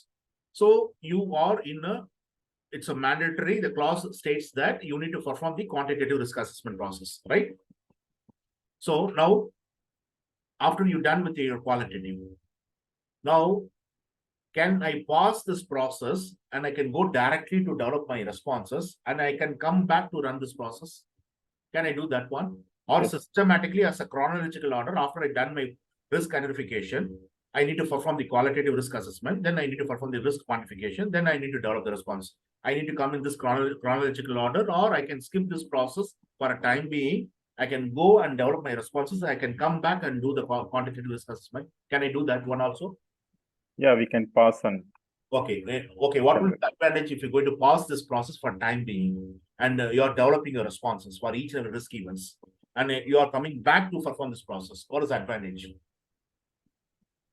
So we can do the quantitative for only the remaining risk, which will save some time. The complete risk events are properly assessed. The people are okay with the qualitative assessment. Subjective assessment is okay. And they are pushing the list of risk. They're making this risk, this process pause. So they're asking, no need to do this process. So whenever we are alarming you, you can run this process. Time being, you can stop this process on all the risk events which is assessed qualitatively. They are given the priority.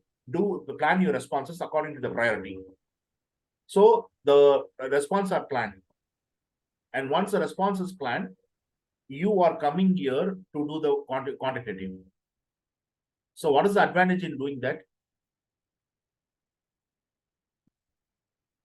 Please take this information. The advantage, if you're going to pause this process for a time being, and you and your team are developing the responses, and once the responses are developed for all the risk events, and once you are coming to run this process will give you an advantage whether the response which you selected for each and every risky event is a very good response. It is giving the real evaluations.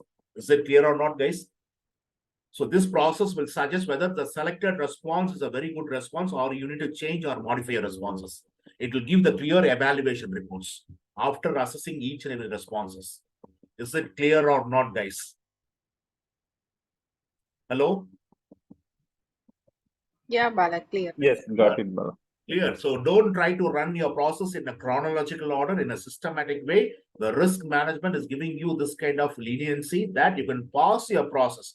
Even though you are performing all the 7 processes, once you're coming to the quantitative, you can skip that one. You can plan your responses after you're done with your qualitative assessment and your plan. All the responses are planned for all the risk events, and you can come here for you to do the clear evaluations. The selected responses for each and every risk event is a very good response. Because each and every response, you're spending your money, you're spending your effort, you're spending your time, you're spending your resources. So that should not go in vain. So the clear evaluation report will be given by this quantification process. The selected response is a very good response. It can you can do the implementations. Or the selected responses is an adequate response. It is not a good response. It will go against the stakeholder tolerance limits. So you need to modify your responses. There is a variation in your responses. You need to change your responses. So the suggestions will be given by this process. Is it clear or not, guys? Is it clear?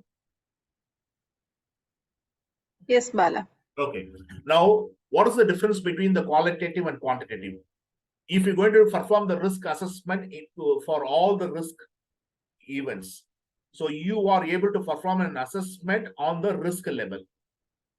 So whether you are using the qualitative or you are performing the quantitative risk assessment. The risk assessment is done for the individual risk. So you are doing the risk assessment for the risk level.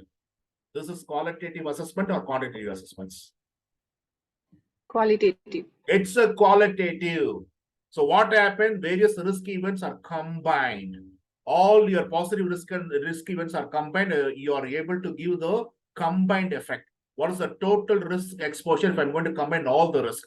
How much duration it's going to impact, and how much cost will be impacted. So you are doing the qualitative or you're doing quantitative? Quantitative. Quantitative. So quantitative will combine the complete risk events, and it is going to give you the combined risk exposure. What is the total risk exposures? How much cost is impacted positively and negatively? How much duration is impacted positively and negatively? So if we're going to do the risk assessment to the project level, that will be your quantitative by combining all the risk events. If you're going to do the risk assessment on the individual risk level, so that will be called as you're performing the qualitative risk assessment. Is it clear or not, guys? Is it clear? Yes, Bala. And one more difference is that in the qualitative risk assessment, you are able to you are able to update, send the updation. After you've done your assessment, you're able to send your updation to the risk register and the risk reports. Since you are able to combine all the risk events in the quantitative, you are able to get your summary level of information. So only the risk register is getting updated here. Is it clear or not, guys? Is it clear or not? Yes. Right. So the main difference is that the qualitative risk assessment is done to the risk level. The quantitative risk assessment will be done to the project level. So the risk assessment will be done to the individual risk levels in the qualitative, and it will be done to the entire project, to the project level. That will be your quantitative risk assessments. Qualitative risk assessment will not use the full blown software, or it will not spend too much of money. Only the experience will work out there. Here, not only the experience, even the full-blown software, it's going to be a time-consuming and it's going to be resource-consuming process or cost-consuming process. Qualitative risk assessment will declare this updation in the risk register as well as the summary level as will be sent into the risk report. The quantitative risk assessment is going to do to the project level, so you are able to know about your findings in the summary level, overall project. So this summary level of information only decorating this updation only in the risk register, the risk report. Is it clear, guys? Hello? Yes, Bala. Okay. So what is the purpose for you to run this process? So the purpose for you to run the qualitative is you are able to get the proper category, you are able to get the proper priority. So the risk is ranked properly, right? Now, one more thing I just forgot to inform you. Where you will be placing your low prioritized risk? Watch list, right? Watch list. Don't ever forget the column high impacting risk events. You are placing all the high impacting after you've done your probability and impact and other parameters you will assess for that risk events. And moderate risk event, which is coming between the high and low, you are able to name as moderate. Once it is coming to the low impacting risk, you will not keep that one as a low. You are naming that one as a watch list. So in the examination point of view, they'll be asking where you'll be placing all the low impacting risk. Watch list will be one of the options. Don't never forget that. Okay. Now my question to you, I am a client and you are a contractor. Each and every client and owner will be having their preference, right? Each and every client will be having their own preference. Or the client will be having the same preferences. No. For me, No. cost is important. For me, the cost is important. For Kala, the time is very important. For Mr. Nitin, quality is important. For Mr. Rajendra Panchpai, the scope is important. So every client will be having their preference. Based on that only you are able to do the risk assessments. And you are able to give the priority for each and every risk based on the objectives. For me, cost is impacted. So I never mind that you do a late delivery, but I will not overspend. Cost is my primary objectives. For Ms. Kala, no problem. You take your time. No problem. You take your time. You take money from me, but I will not tolerate once you are doing the late delivery. So time is preference for this client. And Mr. Rajendra Panchpai, no, you waste your money. I know, never problem. You give me a late delivery, but I will not compromise anything for quality. So quality comes as a first preference, right? So based on that only you are giving the priority to do the risk identifications. So you are placing your objectives. So which one I need to do the risk identification first? Which one I need to do the risk assessments? Whether I need to do for quality first or time first or scope first. Right or wrong, guys? Right or wrong? Yeah. Please note on, there is one of the technique is used in the risk industry called as AHP. AHP is nothing but analytical hierarchical process. Analytical hierarchical process. Please take this information in the notepad. Analytical hierarchical process is nothing but you are giving the preference for the objectives. Each and every client and the owners will be having their preference. Based on that one, you are giving the priority for you to perform your risk management. If the quality is the first priority, you are giving the focus only to do the risk identification, risk assessment quality first. You are able to rank your objectives. What will be the preference objective for the client? Based on that one, you are able to perform the risk management. So you are using a technique called analytical hierarchical process. So that will be used in the qualitative risk assessments. So this one will be giving you the clear thing called RPN. Through this one, the output will be RPN. You are able to give the risk priority number. So risk priority number will be given using a technique called analytical hierarchical process. Is it clear, everyone? Mr. Vijay, Nathan, Vikas, Varun? Yes. Clear? Got it. Yeah, Bala. Yeah. Now, what is your main intention to run this process, the quantitative? What is the main intention for me to run the quantitative?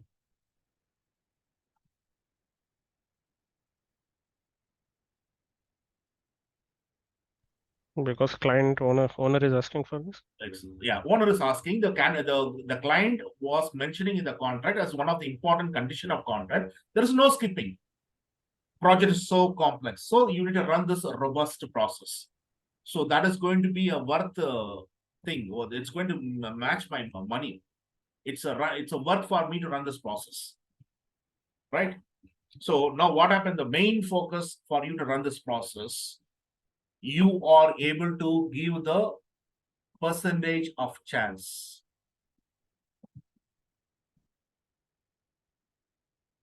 What percentage of chance you will have in completing your target dates?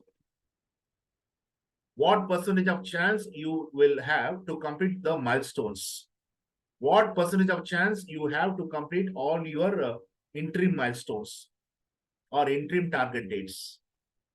What is the chance for you to complete your imposed date? What is the chance for you to stay in your budget? Or what is the chance for you to complete the project on given target cost? If 100%, no problem. If it is coming less than 100%, you have only 60% chance in completing your project.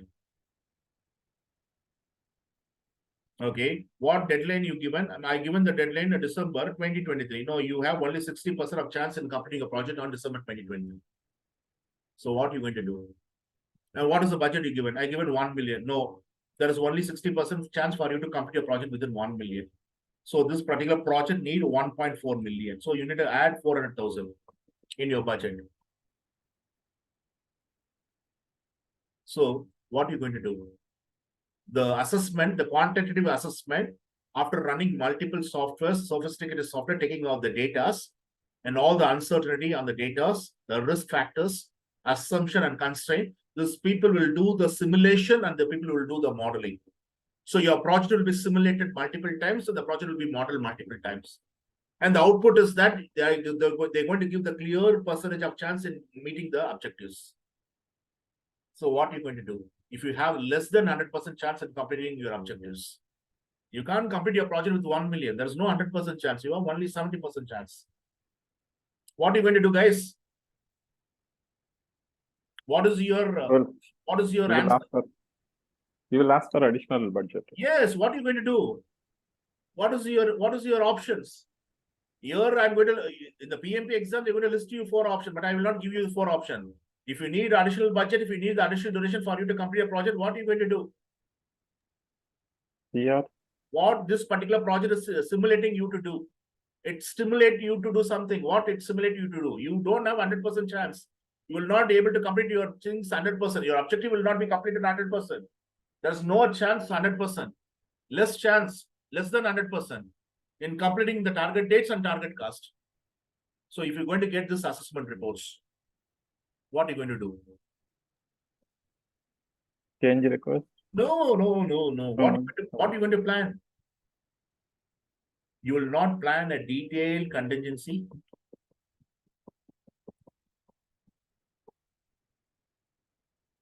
Right or not, guys? So the option for you to pick up from your available answer is contingencies. So if you don't have 100% chance in meeting your objective, then it is will make you to just to increase the confidence level for all the parties who are involved in the project. So you are suggesting the client to include the contingencies. You're requesting the client, okay, we are bringing that extra duration and extra money as an allowance.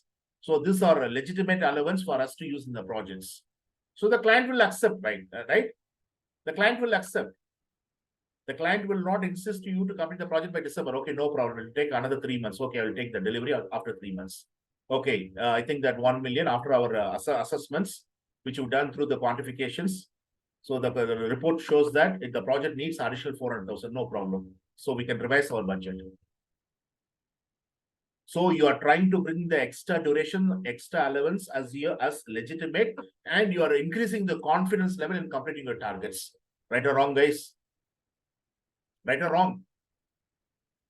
Hello? Yeah. Right? Okay. Now, what will be the next thing? You are able to know about the percentage of chance. What is the next thing this particular process is helping you? So knowing your chance in completing your objectives, you are able to plan a detailed contingencies and you're bringing that allowance, raising the confidence level in all the people. Everyone is approving that. And you need to, you can legitimately use that one because some risk is impacting you. It's not allowing you to complete your project on the given deadline. So you're able to do the cost risk analysis and you're able to detect from the schedule risk analysis, and you're able to know which activities is delaying in the critical path, right? And which line item cost is impacted. So you're able to detect in your assessments. So you're able to plan the contingencies. And plus, what else this particular process is helping you? What else this particular process is helping you? And believe me, this is not one-time process, it's a multiple-time process. The process is continuous. So you will be performing this process. Once you're going to select, once you're selecting this process and included in under the risk domain, you need to repeat this process, and periodic information, the timetable when we need to repeat this process goes into the risk management plan. Call the people. After 30 days, you need to repeat this process. Call all the subject matter experts, the process owner, the supporting staff to repeat this process. Get their assessments. So what else this particular process is helping you? The qualitative risk assessment is helping you to give the clear, it's giving you the clear prioritization, clear ranking, and clear categorizations. Categorization will be helping the people to develop the responses. It will not be an individual response. It will be a specific generic response. So that's the reason you're able to put the risk events in the group. So you're assessing the connectivity of various risk events. Hello? What is the focus of what is the other focus? You're able to predict anything?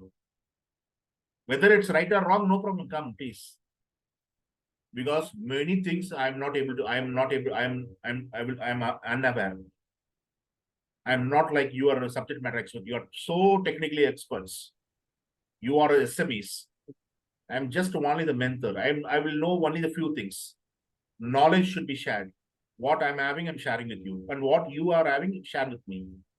So what is the other implications? Only one thing you can find, or only one thing you can get from this process. Knowing about the percentage of chance in completing your objectives. We can develop a proper mitigation plan. Yeah, mitigation plan is everything is developed. That is the thing. That's the thing. That's a response. But I'm asking, what is the other focus? Based on the percentage of chance, you are able to come with the detailed contingency plans, right? Yes. Correct. Please note on. The other implication from this process is helping you to find out the remaining variation in your remaining work. What is the variation in your work? Or what is the remaining variation in your remaining work? So that's the reason you're able to keep the complete documents, up-to-date documents. They will not allow you to use the outdated documents. The documents which is used for you to perform the quantifications, the risk quantifications should be up-to-date documents. So up-to-date documents makes you to know about the variation and the starting point of the variation. When the variation has started and what is the starting point of the variations.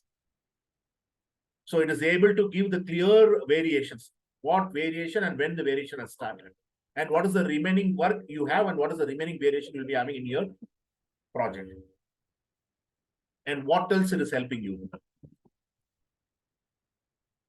The third implication or third important output you are able to get from this process, which risk compared to all the risk event in the positive side and negative side, which a risk event is it will be giving you the greatest impact on the outcome of your projects. You are placing your risk event, positive risk event separately and negative risk event separately. Among all the positive risk events and among all the negative risk event, which risk event will be giving you the greatest impact on the outcome of your projects. So that is the third output you are able to get. The fourth important output you are able to get from this one, you have various options. And you need to evaluate which option is a good option, and each and every option will be having a risk in it. And you are Bala, able, sorry to interrupt. Yes, sir. What you told the third one? What was the that? third one is that you have the complete risk events, right? You will be having the positive risk event in a separate column, and you are able to place the negative risk event in the negative column, right? Among Yeah. the positive risk events, which risk events will be giving you the greatest impact? The topmost impact is expected from which risk event on the outcome of your projects? Which risk event will be giving you the greatest delay? Or which risk event which will make you to reduce the durations? If it's a positive. Among the negative risk events, which risk event will give the greatest impact on the cost? Which will eat more money? And which risk event will minimize your expense? The topmost risk events. Is it clear, Nitin? Yeah, Bala, got it. Thanks. And the fourth one is that you have various options. You are very uncertain to select an options.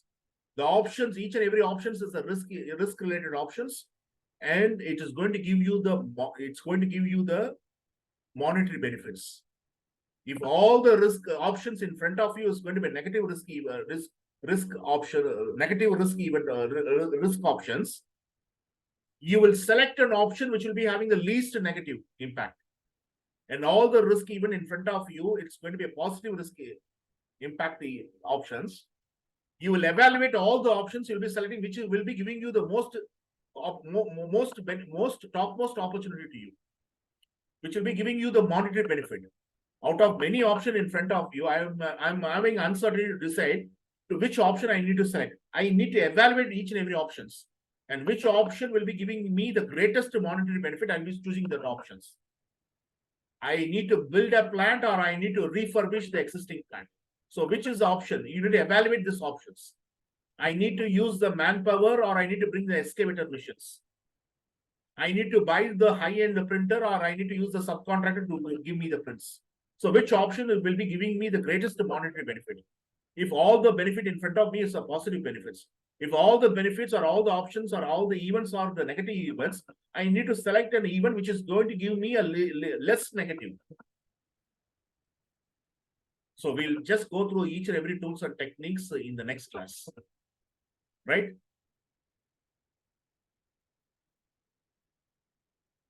Right or wrong, guys? Okay, Bala. Okay.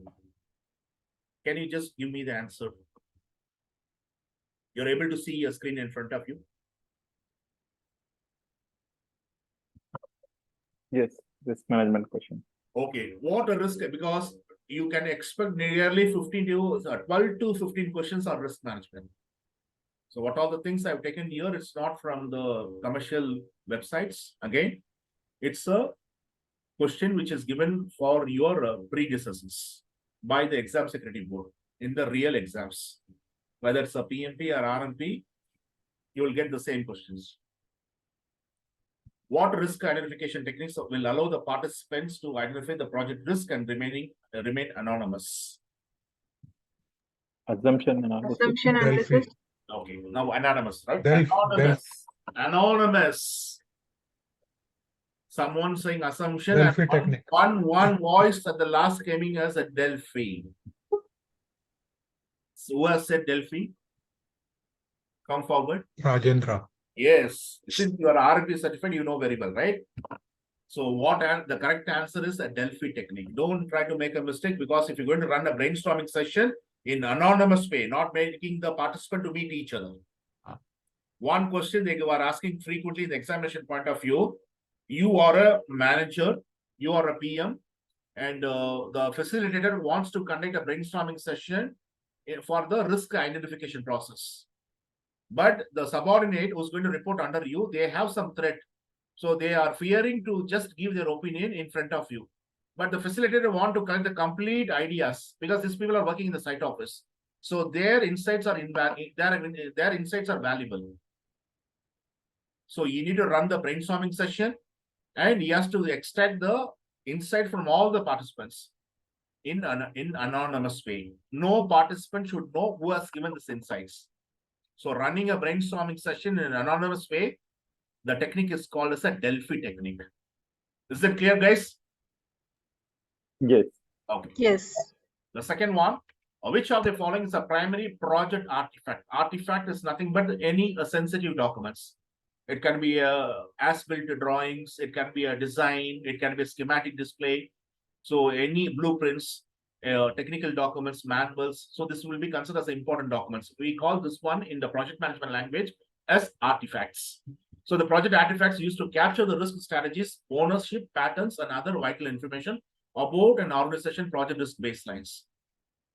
So what is the name of that particular document called? Where are you going to develop your strategies? Where are you going to capture your risk? And who will be taking the ownership for each and every risk events? Mitigation plan. There is no plan called mitigations. Register. There's a separate column you're going to create into the risk register and you're going to name that one as the mitigations.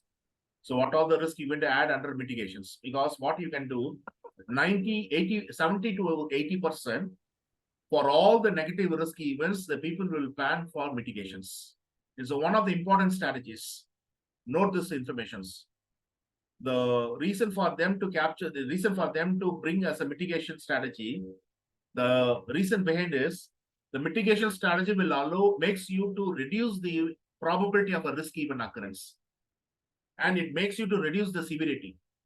If you are not able to reduce the probability or occurrence of the risk event, at least try to reduce the severity. That's a strategy behind mitigations. If you are not able to stop that risk event, at least try to reduce the severity. Nitin, Well, yeah. you want to go outside, but it was raining outside. It's like a thunderstorm.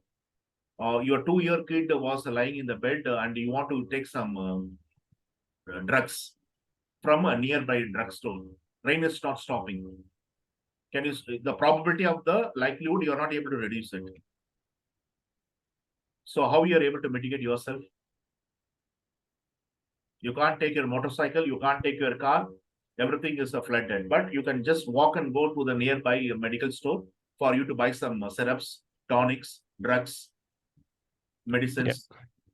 So how you are able to mitigate this one? You will carry an umbrella or you will be wearing your raincoat, right? Yeah. So that is the mitigations. So mitigation will be inside the risk register. There is no separate plan called mitigation plans. So 70 to 80% the people will plan as a strategy for a negative risk event or mitigations. There are many strategies you can plan. Avoidance is one of the strategy. Mitigation is one of the strategy, right? Acceptance is one of the strategy. Transfer is one of the strategy. Escalation is one of the strategy that we'll be seeing once we are planning the responses. So where are you going to take all your risk into? Risk register. Risk register. Risk register is nothing but it's going to be a library of your risk events, right? So risk register is the correct answer. The third one. Which of the following demonstrate that the company risk management process is so successful?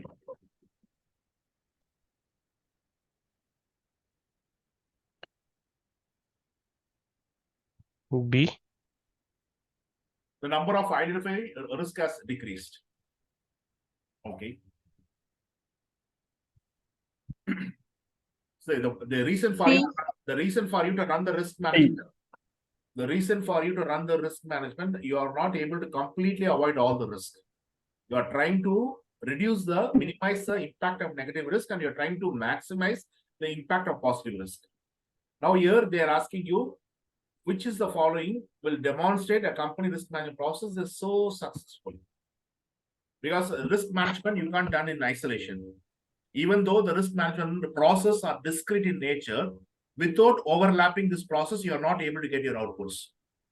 Right? You need to integrate your risk management process with other process. Until you're doing that, you're not able to get the success. So what is your answer? If you are doing the risk management in a proper way, you are able to push your project into the profitability zone, in a comfort zone. That means you are doing the proper risk management and you are keeping the risk profile as a better profile, right? Yes. I given a clue. Yeah, see, profitability has increased. Profitability has increased due to the risk management process. If you're not, you want to manage your risk. You doesn't want the risk to materialize as issue, right? Issue will be giving you only negative consequences. The severity will be only negative severity. Risk will be impacting you positively and negatively, right? Right, guys? So you are planning to manage the risk. You are planning to, you want to manage the risk. You want to manage the risk even properly. So what are you going to do? You develop the response and you will implement the response, right? So once you've done the proper implementation, you're able to fulfill the objectives. Automatically, your profile of the risk profile of the organization will be a better profile. If you don't plan your responses, what happens? If you don't have the proper risk management, if you're not planning your responses, what happens? All the time you need to deal with the issues, right or wrong, sir? Yeah. Right? So Bala, in reference to this, the answer to this question, can we say that risk is only intended to have a profitability in the project? Yeah, Risk 100%. management. Yeah, 100%. Why? 100%. 100%. Okay. That's the reason many organizations will put the risk as a forefront. They want to know, they want everyone to understand how important the organization is giving for the risk management. You can see that you can conduct the status meeting and the cost in the review meeting once in a while, but the risk management should be conducted very often. You have to put this one in forefront. Everyone should take importance in understanding the risk management. Yeah, because we were discussing that risk is associated with cost, schedule, and quality. Not So only that actually, I one, was thinking. risk is not impacting your communications. Risk is not impacting your resources. Risk is not impacting your quality. Risk is not impacting your procurements. Risk is everywhere, right? Risk is everywhere. Yeah. Right? Yeah. Risk is Okay. everywhere. Not only in projects, even the sport. If you're going to do the bungee jumping, risk is there in the sports, right? Yeah. Why the sportsmen are having the sufficient insurance coverage? Why we are taking the health insurance? Why we want to go with the life insurance? Even risk is Yeah. that in crossing the road, there is a risk, right? Yeah. Clear. Even if you want to be a pedestrian, there is a risk. We doesn't know which vehicle is going to hit it. We are going in the proper way. We are following the guideline. So risk is associated everywhere. So you need to make sure that how well you're going to manage your risk. So once you're able to manage your risk, you're able to keep the risk profile as a better profile. If you're not able to manage your risk, everything will be issue. The fourth one, a risk manager assessed all the project risk and the team is now identifying a common grouping of risk. What a tool and technique is used to perform the risk assessments? RBS. Risk breakdown structure. So you are able to break that one into various categories, like you're putting as a technical, commercial, external, internal management, and you're trying to bring that one, right? The reason for you to just categorize this one, it will be helping you to plan your responses. A specific response is planned for that risk events. You will not come for individual responses in wasting your money, wasting your time, wasting your effort, wasting your resources. So RBS is the correct answer. The fifth one. Project is in the planning phase and the risk manager established the risk management for the project. Which success factors should be taken into account by the risk manager to establish a successful risk management process for the project?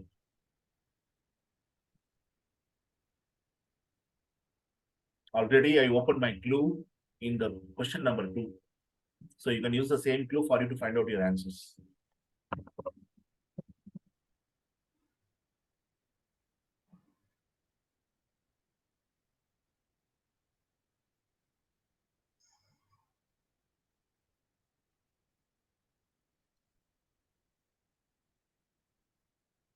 A. A. C. Organizational commitment. Scaled risk Yeah, effort to project and early risk identification. Okay, sounds good. Any other options other than A? A for Alexa, Ms. Kala has chosen. Is there any other options? So she has chosen a correct answer, but I need you to just come with the appropriate and best answer. The project management exams or psychological exams, it's going to test the individual psychology. It's a psychometric analysis kind of exams. How well you're able to understand the field of risk management, how well you're able to understand the field of entire project management. Your skills, your competencies, your work experience, your qualification will make you to judge your right and appropriate answers. So try to apply this logic. So try to find out that's what Kala has chosen. She is chosen a right answer, but I need you to choose an appropriate best answer above all. So what's your choice? You have D, B, C, and D. Huh? D, D for Delta, right? no, C. See, can you see there's something integrate with Integrate other with project other management project areas. Yeah. So risk is not isolated. Everything you need to make sure it should be, you need to overlap the complete risk management process with other project management process. There should be a proper integrations. C is the correct answer. Okay, now sixth one. When considering a human factors and risk attitudes relative to the risk process, which approach should be used to influence the risk management process for optimal effects at the individual and group levels? So which approach? It's an agile approach will help you, reactive approach will be helping you, or ongoing approach or proactive approach?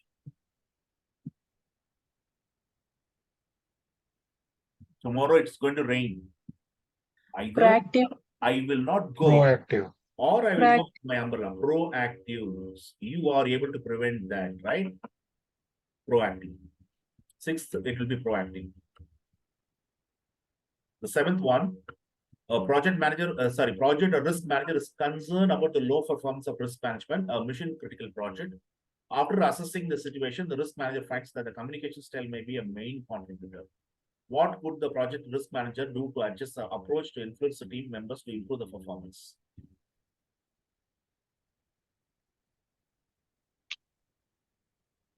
Once it is coming to the risk management, you know very well that what will be our communications. The communication should be done in the closed circuit. No. C. Provide Provide continuous continuous support counseling. Pro- Open communication. C is the correct answer. Always your communication should be an open communications, an honest and trust communications. So if you're able to give the open and honest and trust communication, the feedback also will be honest and trustworthy feedback. So C is the correct answer. C.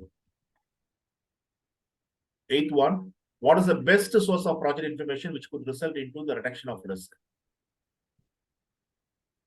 So what piece of information you're going to relay for you to reduce your risk in your projects? Alpha A. Okay.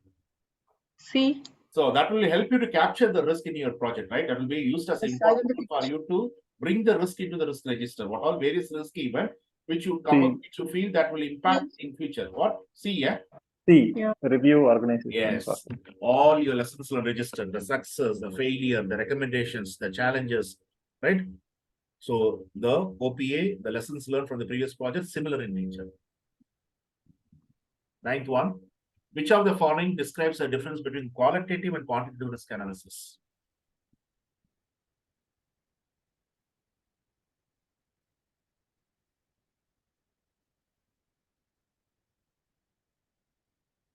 D. Okay, D. Okay.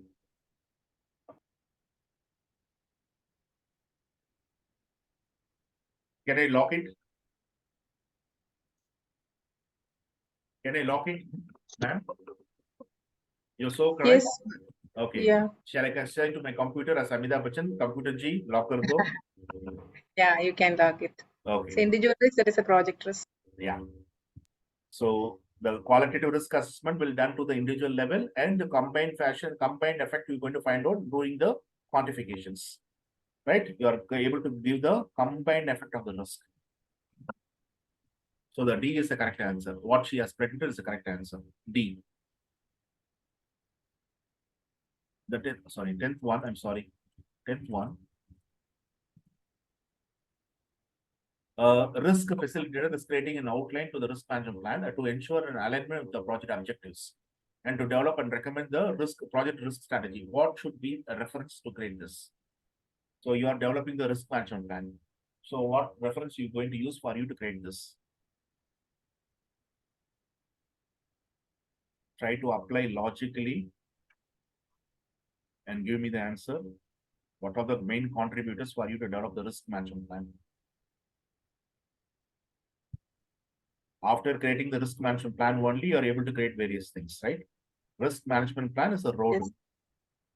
How to perform the risk identification, how to perform the qualitative, quantitative, how we are able to develop your responses, in what way your responses should be implemented, who has to take the in charge to implement, when they have to implement, what is the trigger conditions you have to keep, and you have to alarm them to implement, and how well the implementation was happened, whether you are able to get your results. So everything is clearly defined in the risk management plan. So you're able to outline the RM using what?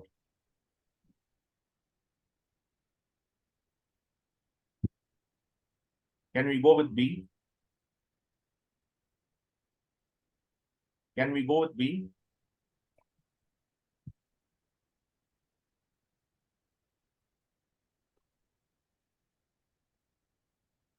B or D? B or D? Risk register will be obtained after risk Risk management. register. You are yeah. not able to create your risk management plan, or how you are able to create the risk register. Risk register Yeah. is created in the process, right? So which process is not, which the answer is not having the risk register, that answer you have to select. Can you see there is a pure information there in the A, project management plan, project charter, which will be having a high level risk. So you are able to define in your risk management plan as outline how you are able to manage this level of risk. So you are able to transform that high level to the detail level. Stakeholder register, because you are able to know about the attitude of each and every stakeholder. So you need to know about the profile of each and every stakeholder, especially the risk profile, right? Organizational process assessment will be giving you the what? Template of your risk management plan, which you've taken from the previous project, right? And project management plan is what? Communication management plan. It's used as a reference for you to develop your risk management plan. Your quality management plan will be used as a reference for you to create your risk management plan. So can we go with A? Yes. A is the correct answer. The SWOT analysis and all used for you to perform the risk identifications. So the pure answer, the organic answer is A. Yeah. Okay. A. Okay. What about this one? 11th one. What items should be included in a complex project risk management plan? Okay. One answer is hidden, right? Let me just.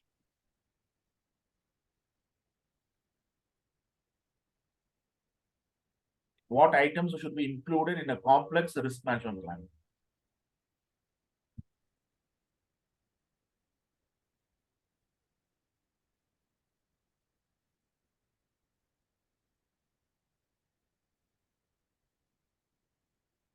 B, beta.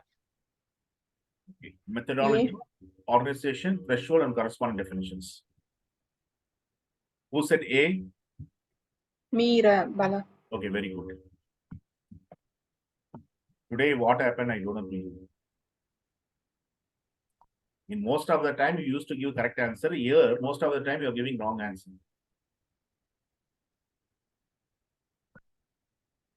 Included scopes. You're going to include the scope statement in the risk management plan, ma'am. Scope statement should be included in the scope baseline. Maybe you can use the scope statement for you to take a reference for to define the risk management plan, but you can't include the scope statement, right? Okay. Yeah. Scope statement is integral part of your scope baseline, right? So the correct answer, what Nitin has logged, B. B is the correct answer. Guys, I want everyone to get participated, please. 12th one, let me make B there. Which of the following represent level of attitudes, risk attitudes? We gone through this, right? B, risk averse, risk neutral, risk tolerant, risk. So we'll take risk Who is going to take the risk as a comfort zone? Risk averse or risk seeker? Hours. Risk averse. Risk averse is going to take risk as a comfort, right? Yeah. Right? So risk averse is taking aversion. He doesn't want the risk to happen, right? He's so discomfort with the risk. Established company will not take a riskier project. They will go with only risk less projects. Risk seeking is what you want to take the risk. So you are young, you are dynamic, you are more vigilant, you are more vibrant. You want to go where no one has gone, and you want to play with the risk that will pay the dividends and benefits to you. So the risk seeker is what? He's a risk lover, or we can call this person as the risk gambler. So the correct answer is the second one. Attitude, mental state of the person, right? Okay, now 13th one. What is defined as an uncertainty that could have a positive or negative effect on the project objectives? And second, what is chosen state of mind, mental view of disposition with regard to a fact or state? So you need to bring two answers. Everything is fine. So you're going to bring the twins. So you need to bring the answer for the first statement, and you need to bring the answer for the second statement, whether it's a risk response or whether it's a risk attitude, or whether it's an opportunity response or opportunity attitude. B. Risk B. Risk attitude. Risk attitude. Risk attitude. The first statement belongs to risk and second statement belongs to the attitude, right? Okay. So B. The 14th one. The risk management process can be defined as which of the following? It can be iterative through the planning phase, or you need a baseline at the beginning of your execution, and it has to be iterated throughout the entire project, or it should be updated in the execution phase. C. Iterative B, throughout B, the yeah. entire- B. C. C. C for China. So iterate. Iterative throughout the entire project. Yeah, it's a continuous process, right? Yes. Okay. 15th one. The feasibility of the risk management planning is dependent upon which of the following aspect of the organizations?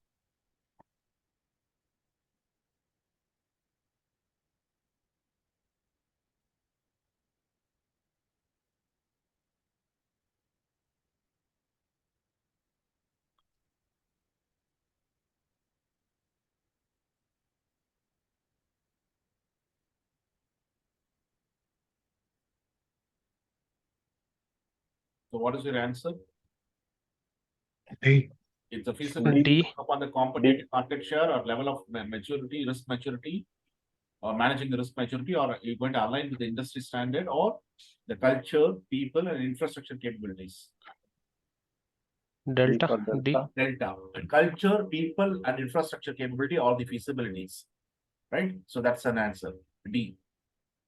16th one. Which of the following will ultimately determine the risk thresholds? So you're able to establish a thresholds, right? So what will be the percentage of deviations you can allow? In the entire organization collectively, after understanding the attitude, whether they are risk seeker, risk lover, risk neutral, risk tolerant, we are able to establish a thresholds. So Beta. Yeah? B. B. okay, the appetite. 17th one. Which of the following characteristics would a risk adverse person or group demonstrate?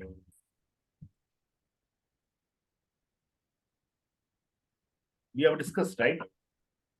This guy is feeling like a worm. So I'm going to take a worm, a mulberry worm, and I'm going to put inside your shirt. C. You feel so E. comfort. Discomfort. Discomfort with uncertainty. He's having a low tolerance. D. Yes. Who said A? Sir, you are RMP certified. Risk adverse person. I said C. Yeah, C is the correct answer. Yeah, you're good, sir. Sorry. Huh? C. I said C, sir. C, sir. Yeah, Sorry, sir. I'm thank very sorry. C. 17 C. Okay. 18th. Risk manager for a construction project graphically groups the project risk by subset of the economic risk, social risk, technical risk. Where has this information Yeah. been captured? Yeah. Yeah. So A is the correct answer, RBS. Okay. We'll stop with 19. 20. The 19th one of PM is developing a risk management process and schedules a risk planning workshop at the start of the project. Upon receiving the invitation, a senior stakeholder emails the project manager stating that risk management plan is not so important. It's a very small project. So the lack of a plan will reduce the cost. So don't try to concentrate in defining the risk management plan. So what should the PM do?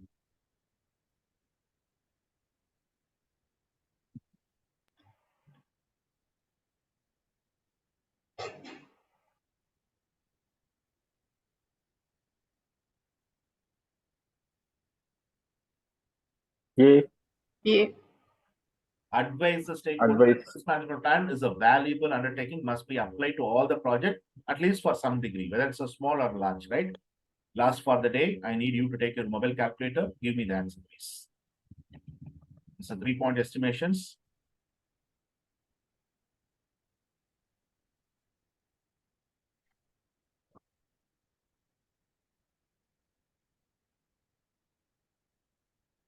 Okay. The question is that 20%, sorry.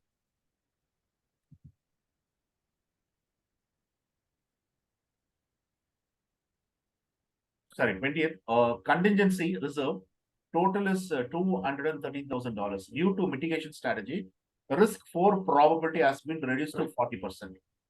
So they're going to cut the contingency half, right?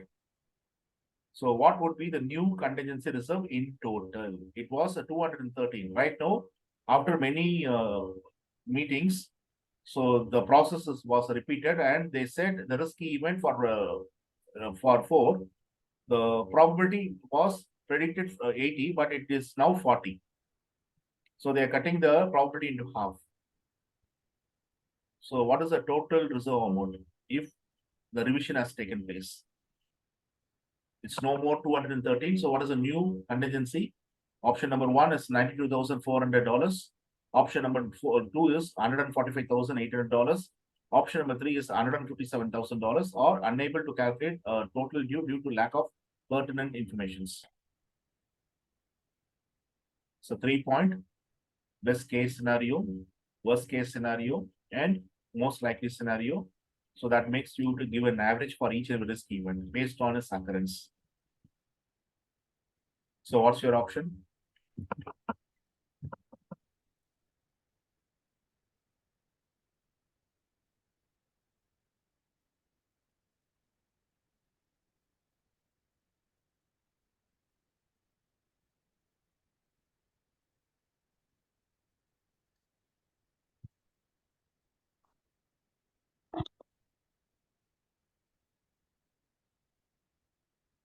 So there is 4 risk events, and you're able to give the probability of the risk event occurrence. So risk event 1 is 10%, and they brought a reserve amount, average is 3,000.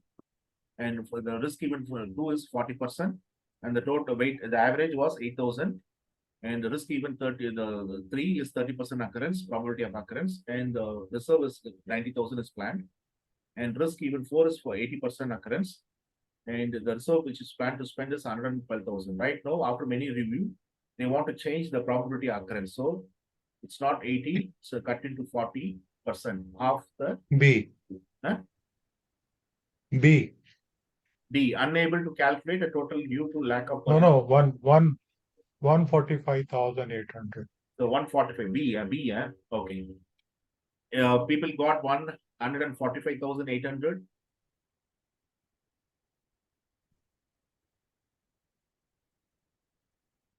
Or you got 157,000. Only this will be 2 options. Either it will be 145,000, 145,800, or it will be 157,000. So Rajendra Panchpai sir brought B. Anyone is getting the answer C? Guys, if you're going to cut your probability as half, you need to cut the reserve amount also half for risk event 4, right?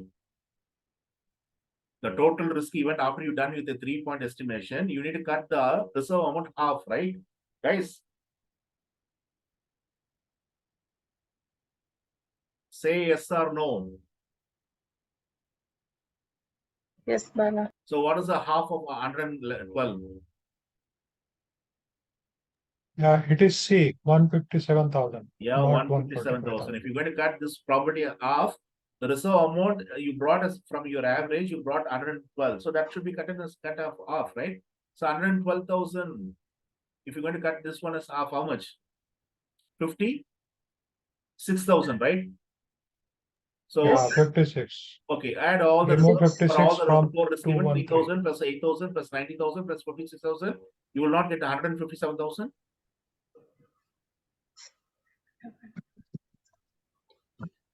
Yes. Okay, so the answer is 157,000, right?